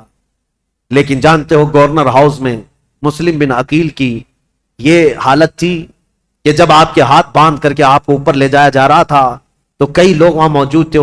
ان کی طرف دیکھ دیکھ کر کے امام مسلم بن عقیل کہہ رہے تھے اے لوگوں دنیا کا یہ دستور ہے، قیصر اور کسریٰ جیسے ظالم بادشاہ بھی جب کسی کو پھانسی دیتے تو پھانسی دینے سے پہلے اس سے پوچھ لیتے تیری کوئی خواہش ہے تو بتا دے. یہ کیسی حکومت تمہاری آ گئی؟ کیا مجھ سے کوئی پوچھنے والا نہیں ہے؟ تو لوگ کہتے اگر کوئی چیز چاہتے ہو تو بتاؤ. امام مسلم بن عقیل یہ کہہ رہے تھے میں یہ نہیں چاہتا کہ میرے بچوں کی دیکھ بھال ہو, میں یہ نہیں چاہتا کہ میرے گھر بار میری جائیداد کا خیال ہو, میں یہ بھی نہیں چاہتا کہ میرے بعد میری خبر مدینے پہنچائی جائے, بس اتنی خواہش ہے میری موت سے پہلے حسین ابن علی کو یہ پیغام پہنچا دو کہ وہ کوفہ جیسے بددیانت شہر میں کبھی نہ آئے. میرا یہ پیغام پہنچا دو کہ وہ اس شہر میں نہ آنے پائیں, اس لیے کہ اس نواز رسول کے ساتھ اگر ایسا ہوا جیسا میرے ساتھ ہو رہا ہے تو قیامت کے دن میں ان کو کیا منہ دکھاؤں گا. حسین اگر مجھ سے یہ پوچھے کہ اے مسلم تمہارے خط کی وجہ سے میں آیا تھا اور میرے ساتھ کوفہ والوں نے کیا کیا, اگر حسین ابن علی مجھ سے یہ پوچھ لیں تو میں کیا جواب دوں گا, اس لیے کہ اب تک میں 2 خط لکھ چکا ہوں کہ کوفہ کے حالات بڑے اچھے ہیں. اس لیے اے لوگوں میرا یہ پیغام پہنچا دو حسین ابن علی کوفہ کی طرف نہ آئیں. کوفہ کے گورنر ہاؤس میں بیٹھے ہوئے لوگ پھٹا مار کر ہنسنے لگے اور کہا مسلم بن عقیل تمہاری یہ خواہش پوری نہیں کی جائے گی اور نہ ہی یہ پیغام حسین تک پہنچایا جائے گا. جاؤ تم پھانسی کے پھندے پر, اگر حسین آتے ہیں تو انہیں بھی اسی طرح کا مزہ چکھایا جائے گا. امام مسلم بن عقیل کی شہادت ہو گئی اور جیسے ہی ان کی شہادت ہوئی میرے عزیزوں, ہانی بن عروہ جو ان کے جانثار تھے, ان کے محب تھے, ان کا قتل ہوا. مسلم بن اوسجہ کا قتل ہوا. اب مسلم بن عقیل کا قتل ہوا. اتنا ہی نہیں کہ گورنر ہاؤس سے ان کی لاش پھینکی گئی تھی, ہڈیاں توڑی گئی تھی. اتنا ہی نہیں, مجھے بتانے میں درد محسوس ہوتا ہے, رونگٹے کھڑے ہو جاتے ہیں. مسلم بن عقیل کی لاش کو گورنر ہاؤس پر لٹکایا گیا. کوفہ والے دیکھتے رہو, جو بغاوت کرے گا اس کا انجام یہی ہوگا, جو ہمارے امیر کے خلاف کھڑا ہوگا اس کے ساتھ ہم یہی برتاؤ کریں گے. میں یہ کہتا ہوں اے مسلمانوں اس واقعے کو بار بار یاد کرنا. موب لنچنگ یہ آج کی تاریخ نہیں ہے, کوفہ والوں نے بہت پہلے شروع کر رکھا تھا. آج کے یہ کتے بھیڑیے جب کسی مسلمان پر حملہ آور ہوتے ہیں اور مار مار کر کے گوشت کے نام پر, گائے کے گوشت کے نام پر, پتہ نہیں کس کس چیز کے نام پر, کیا ہمارے ملک میں یہ حالات نہیں ہوتے؟ پہلو خان, جنید خان, پتہ نہیں کتنے ایسے نوجوانوں کو بے گناہ مار دیا گیا موب لنچنگ کے ذریعے. اور کبھی کسی کو گرفتار کر کے زبردستی ان کو مار کر کے یہ کہا جائے بولو ہمارے بھگوان کا نام.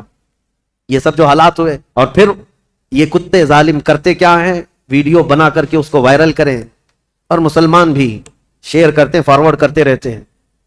اور یہ ان کا مقصد ہی ہے کہ تمہارے دلوں میں دہشت پیدا کی جائے.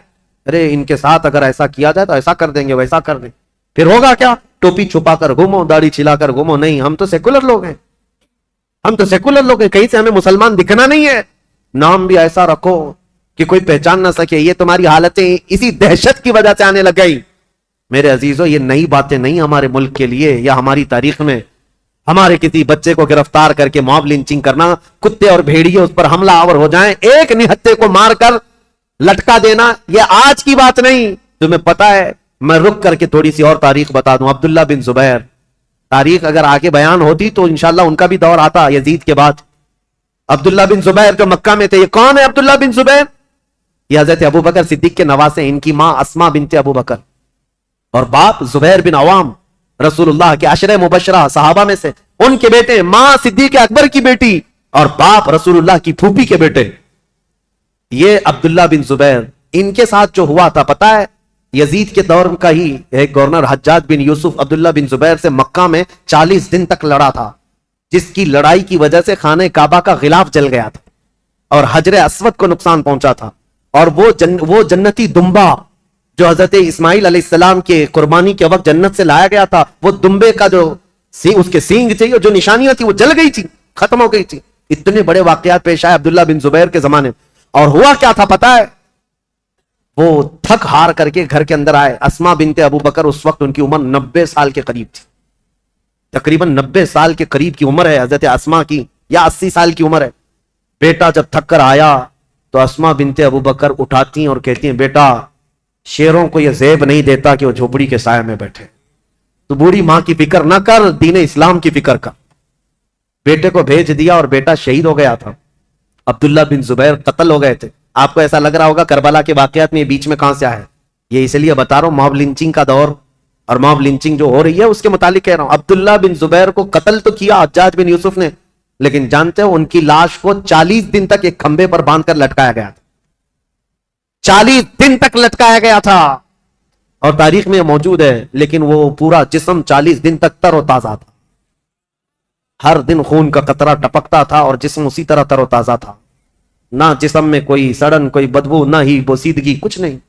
اب جو بات کہنے کی ہے امپورٹنٹ وہ یہ ہے، بوڑھی ماں اسماء بنت ابو بکر روزانہ لاٹھی پکڑ کر آتی تھی، ہر دن اپنے بیٹے کو دیکھتی تھی اور گھر جاتی تھی۔ لاش لٹکی ہوئی ہے اور ماں روزانہ دیکھتی تھی اور گھر جاتی تھی۔ 40 دن گزرنے کو آئے، تب اسماء بنت ابو بکر نے کیا کہا تھا پتا ہے؟ اپنی لاٹھی پکڑ کر کے کہا تھا، 80-90 سال کی خاتون، اے مکہ والو، اس دولہے کا سواری سے اترنے کا وقت کب آئے گا؟ کیا ابھی وہ وقت نہیں آیا کہ یہ دولہا اپنی سواری سے اتر جائے؟ بیٹے کی لاش کھمبے سے لٹکی ہوئی ہے، لیکن ماں اس وقت تک ہمت نہیں ہارتی، لوگوں سے کہتی ہے میرا بیٹا دولہا ہے اور سواری پر سوار ہے۔ پھر 40 دن کے بعد ان کی لاش کو لا کر دفن کیا گیا تھا۔ یہ باتیں اس لیے میں عرض کر رہا ہوں کہ تمہارے جذبے جوان رہے۔ ہمارے لیے موت، ہمارے لیے کسی کا کٹ جانا، مر جانا ہمارے حوصلوں کو توڑنے والا نہیں ہونا چاہیے۔ اسی لیے اکثر میں تقریروں میں کہتا ہوں، ان ظالم بھیڑیوں سے اور کتوں سے یہ بتاؤ، اگر میری گردن کل کو کاٹ دی جاتی ہے، مجھے پھانسی پر چڑھایا جاتا ہے، یہ ہرگز مت سمجھنا کہ تم نے اسلام کو ختم کر دیا یا اسلام کا نقصان پہنچا دیا یا مسلمانوں کو ختم کر دیا، ہرگز نہیں۔ ہمارا تو یہ ماننا ہے اسلام زندہ ہوتا ہے ہر کربلا کے بعد۔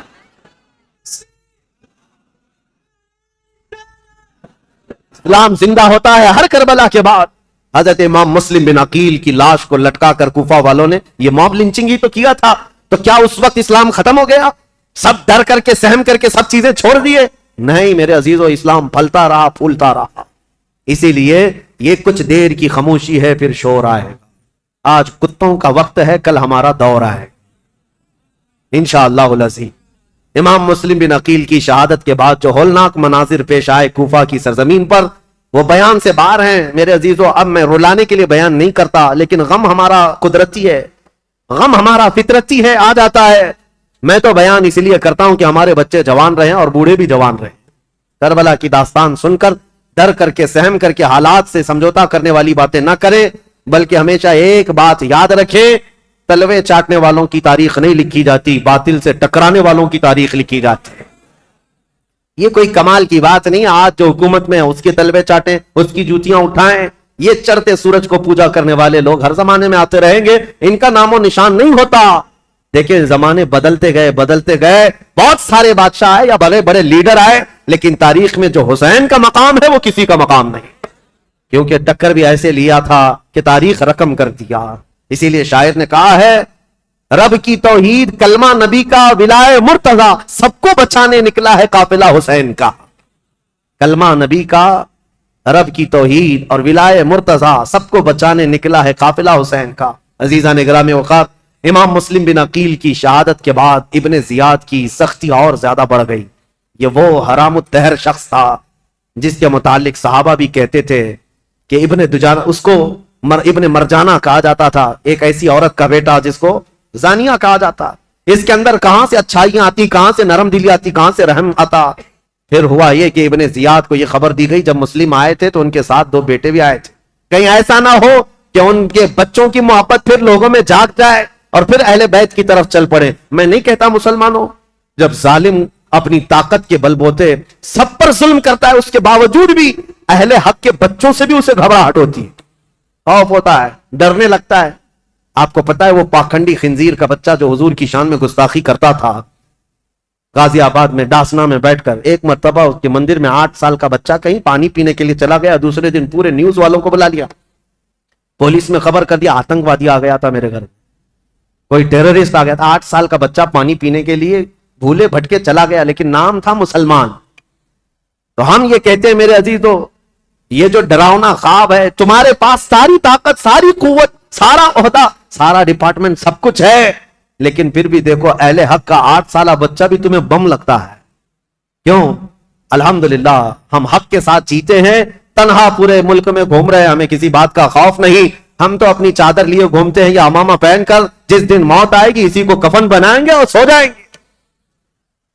لیکن انہیں ڈر ہے، 12 باڈی گارڈ لے کر کے بھی باہر نہیں آ سکتے، ان کو پتا ہے ان کی دم پر کوئی بھی پیر رکھنے والا مسلمان بچہ باہر آ سکتا ہے، اور بار بار یہ ساری باتیں کرتے رہتے ہیں۔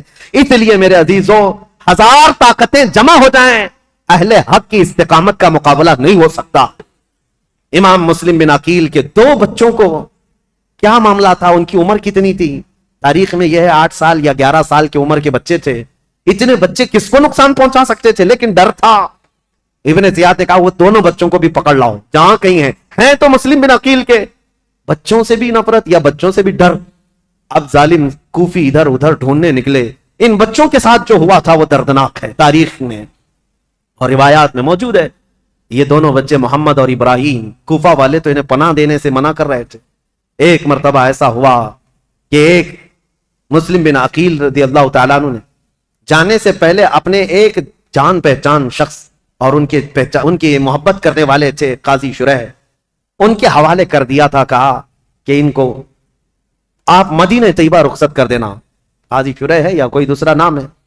امام مسلم بن عقیل نے جن کے لیے وصیت کی تھی، ان صاحب نے کیا کیا، کہا ان بچوں کو رات کے وقت سجایا سنوارا اور کہا دیکھو بیٹا، ایک قافلہ آج مدینے کی طرف جا رہا ہے، تم اس قافلے میں شامل ہو جاؤ، تم اپنے گھرانے پہنچ جاؤ گے، تمہارا خاندان مدینے میں ہے، تمہارے باپ تو شہید ہو گئے، تمہارے باپ تو قتل ہو گئے، کوفہ اجنبی ہے، یہاں کس کے گھر رہو گے؟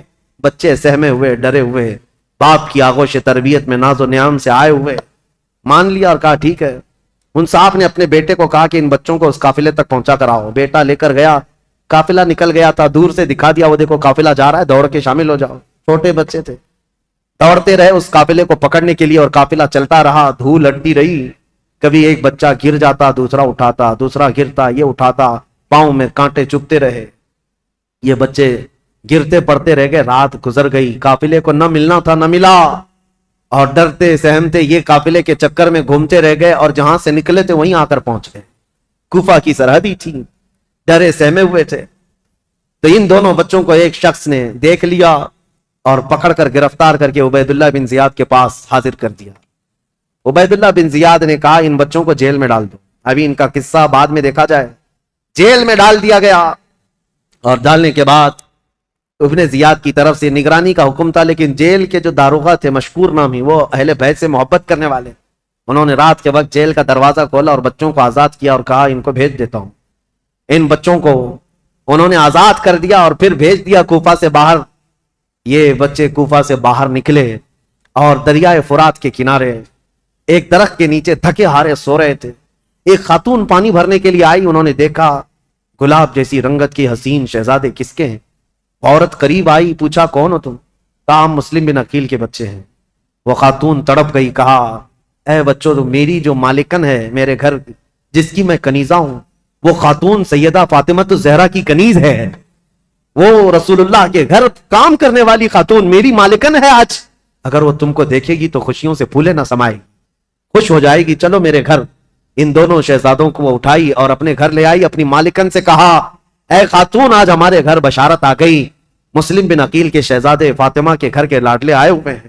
وہ خاتون دیکھتی ہے، وہ تو خوشیوں میں وجد کرنے لگتی ہے، میرا گھر آج بہاروں سے بھر گیا، میں رسول اللہ کے خاندان کو اپنے گھر کب لا سکتی تھی، آج میری قسمت جاگ گئی۔ بچوں کو نہلایا دھلایا اور انہیں گرم کھلایا اور کہا بچوں تمہیں کسی بات کی فکر نہیں، تم میرے گھر آرام کرو، جب مناسب ہوگا میں تمہیں خود لے جا کر مدینے چھوڑ آؤں گی۔ اس خاتون کی بے پناہ محبت تھی ان شہزادوں سے، لیکن تاریخ میں ایک عجیب اتفاق رہا ہے، شیطان کے گھر کبھی ولی اور کبھی ولی کے گھر شیطان، یہ رشتے دیکھنے کو ملے ہیں۔ اس محب اہل بیت خاتون کے گھر اس کا جو شوہر تھا حارث نام کا، یہ بدبخت لالچی آدمی تھا، یہ دن بھر عبید اللہ بن زیاد کا دیا ہوا انعام کا لالچ لے کر گھوم رہا تھا۔ لوگ جگہ جگہ گلیوں میں یہ بات مشہور ہو چکی تھی کہ عبید اللہ بن زیاد نے جن 2 بچوں کو گرفتار کر کے جیل میں رکھا تھا اور داروغہ نے ان جیل کی دروازوں کو کھول کر بچوں کو آزاد کر دیا، بچے بھاگ گئے، لیکن ہوا کیا، ابن زیاد نے داروغہ کو بلایا، مشکور کو پوچھا کیا کیا، کہا میں نے بچوں کو چھوڑ دیا۔ کہا کیوں چھوڑ دیا؟ کہا اس لیے چھوڑ دیا کہ کل قیامت کے دن اگر میرا نام دوزخیوں کے درمیان آ جائے تو رسول اللہ کی بارگاہ میں یہ عرض کروں گا اے اللہ کے نبی، میں تمہارے شہزادوں کو جیل سے چھوڑا تھا، آج مجھے جہنم سے آزادی مل جائے، میں تو اس تمنا کو لے کر آزاد کیا۔ تو ابن زیاد نے کہا اگر تیری وہی تمنا ہے تو تو وہاں پہنچ جا، جلدی سے پہنچ جا۔ یہ کہتے ہوئے داروغہ کا اس نے قتل کر دیا تھا، مشکور کو بھی قتل کر دیا، اور پھر اب کے بعد जोश और गजब में आकर के ऐलान किया, जो इन दो शहजादों को ढूंढ कर लाएगा उसे 100 ऊंट इनाम में दिए जाएंगे, उतना ही माल दिया जाएगा। अब लालची कूफी हर जगह इधर उधर घूम रहे थे इन बच्चों की तलाश में, जगह जगह मारे मारे घूम रहे थे। और ये हारिस नामी शख्स दिन भर तलाश करके रात को अपने घर पहुंचा है, अपनी बीवी के पास आया और सो रहा है रात के वक्त, लेकिन उसे यह खबर नहीं कि जिन बच्चों को ढूंढ रहा था वो बच्चे इसी के घर में आराम कर रहे हैं। खातून तो जानिसाराने अहले बैत में से थी, मुहिब्बाने अहले बैत में से थी। उस खातून ने तो हक अदा किया था मोहब्बत अहले बैत का, बच्चों को खिलाया पिलाया और सुलाया। बच्चे नर्म और नाजुक बिस्तर पर सोए थे। रात को इन दोनों शहजादों ने ख्वाब देखा। हजरत मोहम्मद जो बड़े साहबजादे थे, इब्राहिम जो छोटे साहबजादे थे, ख्वाब में देखा अपने बाप को। ख्वाब में ये देखा इन दोनों शहजादों ने रसूल करीम सल्लल्लाहु तआला अलैहि वसल्लम मसनद नशीन है, सहाबा इर्द गिर्द बैठे हुए हैं और मुस्लिम बिन अकील खूनी जुब्बे में तरबतर रसूलुल्लाह के पास आ रहे हैं। उनके जिस्म पर खून टपक रहा है। मेरे आका सल्लल्लाहु तआला अलैहि वसल्लम ने देखा और इस मुस्लिम बिन अकील से पूछा, मरहबा, आ जाओ मुस्लिम, तुम्हारे लिए मैं पानी लिए खड़ा हूं, लेकिन ऐ मुस्लिम, अकेले आ गए, बच्चों को कहां छोड़ आए हो, बच्चे कहां हैं? मुस्लिम बिन अकील ने कहा, या रसूल अल्लाह, मेरे पीछे पीछे आने वाले हैं, मैं उन्हें पीछे छोड़ आया हूं। इतना सुनना था, ये बच्चे ख्वाब देख रहे थे, बिचक कर उठ गए और एक दूसरे से चिमट कर रोने लगे।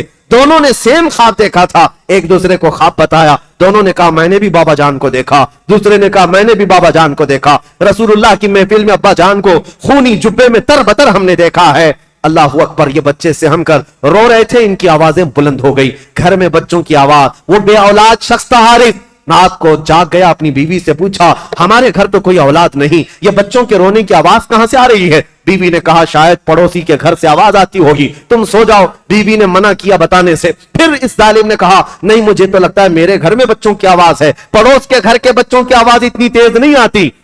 खातून ने बहलाया फुसलाया और कहा कि तुम सो जाओ, लेकिन इस जालिम ने कहा, मुझे देखना है, मेरे घर की तलाशी लेनी है। घर ढूंढते हुए आया और उसी हुजरे में आया जिसमें बच्चे सो रहे थे और उठ करके ये एक दूसरे को चिमट कर रो रहे थे। हारिस आते ही पूछता है, ऐ बच्चों, तुम किसके हो, किसके बेटे हो, मेरे घर कैसे आए? बच्चे तो इस घर को मुहिब्बाने अहले बैत समझते थे। देखा था एक दिन पहले खातून ने नहलाया धुलाया है, खाना खिलाया है, हमारे घर, हमारा जानिसारों का ये घर है। बच्चों ने तड़प कर कहा, ऐ शख्स, हम तो इस मुस्लिम बिन अकील के शहजादे हैं, हम अहले बैत नबुव्वत से ताल्लुक रखते हैं।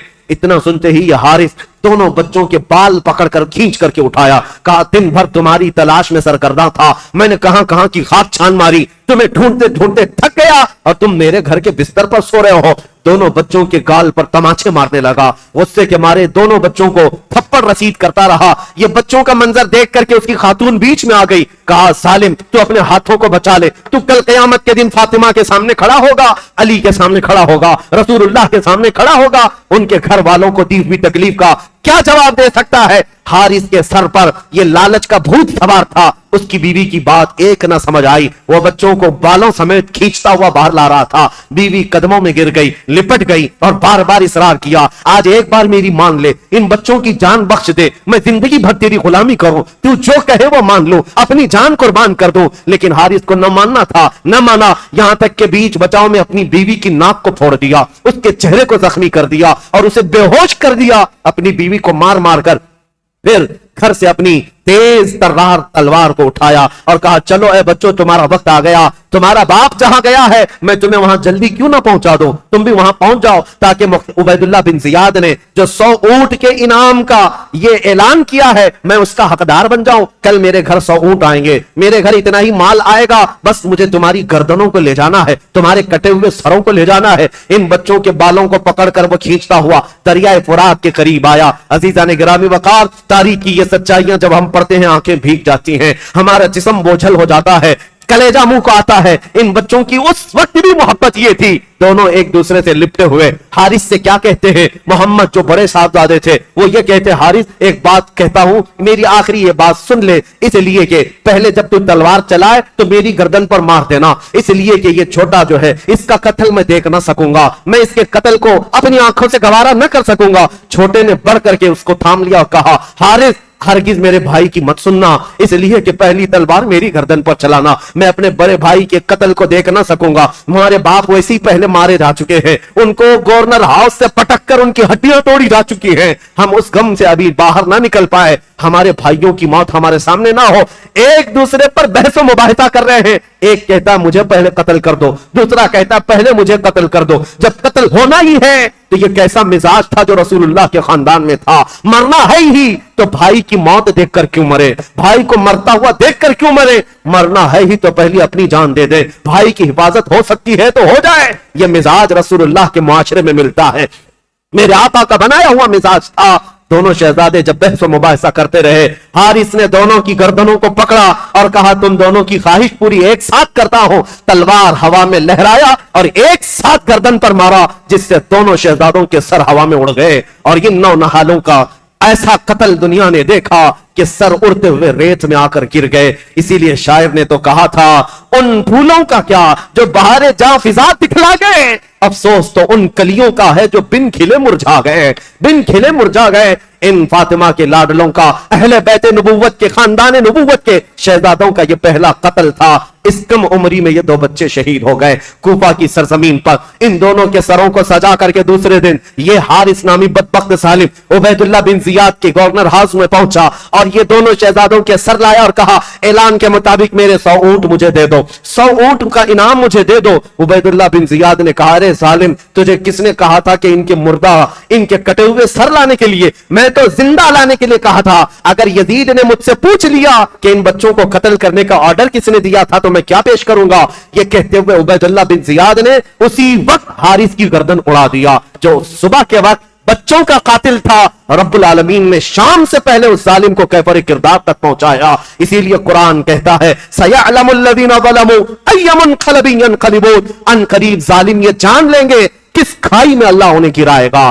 ظلم کی ایک تاریخ ہوتی ہے, ظلم کی حکومت زیادہ دیر تک نہیں چل سکتی, اللہ کریم کی پکڑ آ ہی جاتی ہے. عزیزان گرامی وقار, تاریخ کے ان اوراق کو آج میں یہاں روکتا ہوں اس لیے کہ یہ کوفہ کی زمین جو خون اہل بیت سے لال ہوئی, اس کے بعد اہل بیت یہاں آئے نہیں. خط تو جا چکے تھے امام حسین کے پاس, اب امام حسین کا قافلہ مکہ سے نکلنا تھا اور پھر وہ کربلا پہنچنا تھا. جو خونی منظر وہاں ہونا تھا وہ سارے واقعات انشاءاللہ کل یوم عاشورہ ہے, اور عاشورہ کے دن انشاءاللہ العزیز یہ کربلا کی داستان ہم سنائیں گے تاکہ آپ کے اندر یہ دقت بھی طاری ہو. یہ نہیں کہ ہم کھچڑے کھائیں, یہ نہیں کہ ہم صرف شربتیں پیئیں, یہ نہیں کہ ہم اچھے اچھے کھانے کھائیں. کل کا دن ہمیں یہ یاد کرنے کے لیے بھی ہے کہ آج سے 14 صدیوں پہلے یہی وہ دن تھا جب آسمان کا سورج تمازت اور اپنی چلچلاہٹ پیش کر رہا تھا. میرے رسول کا شہزادہ 3 دن سے بھوکا اور پیاسا میدان میں اپنے بچوں کو لے کر ایک بہت بڑا امتحان دے رہا تھا. آج اگر میں گھر میں سحر کے وقت سو رہا ہوں تو شرم سے ڈوب کر مرنا چاہیے, فجر کے وقت سو رہا ہوں شرم سے ڈوب کر مرنا چاہیے. یہی وہ عاشورہ کی تاریخ تھی جب گردنوں پر تلواریں تھی. اس وقت بھی حسین رب کا سجدہ فراموش نہیں کر رہا تھا, حسین سجدے میں رہا. اور میرے عزیزو, رسول اللہ کے اس خاندان کا تصور لے کر کے کل کا دن ہمیں جینا ہے اور خراج تحسین پیش کرنا ہے, عقیدت کے نذرانے پیش کرنے ہیں, اور پھر یہ پکار کر کے جانا ہے, ان ظالم کتوں کو بتا کر کے جانا ہے. ہم ہر سال کربلا بیان کر کے پھر ایک نیا حوصلہ لے کر اٹھتے ہیں اور دنیا کو یہ بتاتے ہیں قتل حسین اصل میں مرگ یزید ہے, اسلام زندہ ہوتا ہے. ہر کربلا کے بعد تو نہ ہوتا تو نہ رہ جاتی صداقت اے حسین, پھر اس زمانے کو تیری ضرورت ہے اے حسین. سلام ان شہیدان کربلا کو اور سلام اہل بیت اطہار کے ان نونہالوں کو. مولا کریم اخیر زندگی تک اہل بیت کے قدموں میں زندگی عطا فرمائے اور جان نثاران اہل بیت میں ہمارا شمار فرمائے. قیامت کے دن اللہ ہم سب کا حشر اہل بیت کے سائے تلے عطا فرمائے. وآخر دعوانا الحمدللہ رب العالمین. السلام علیکم.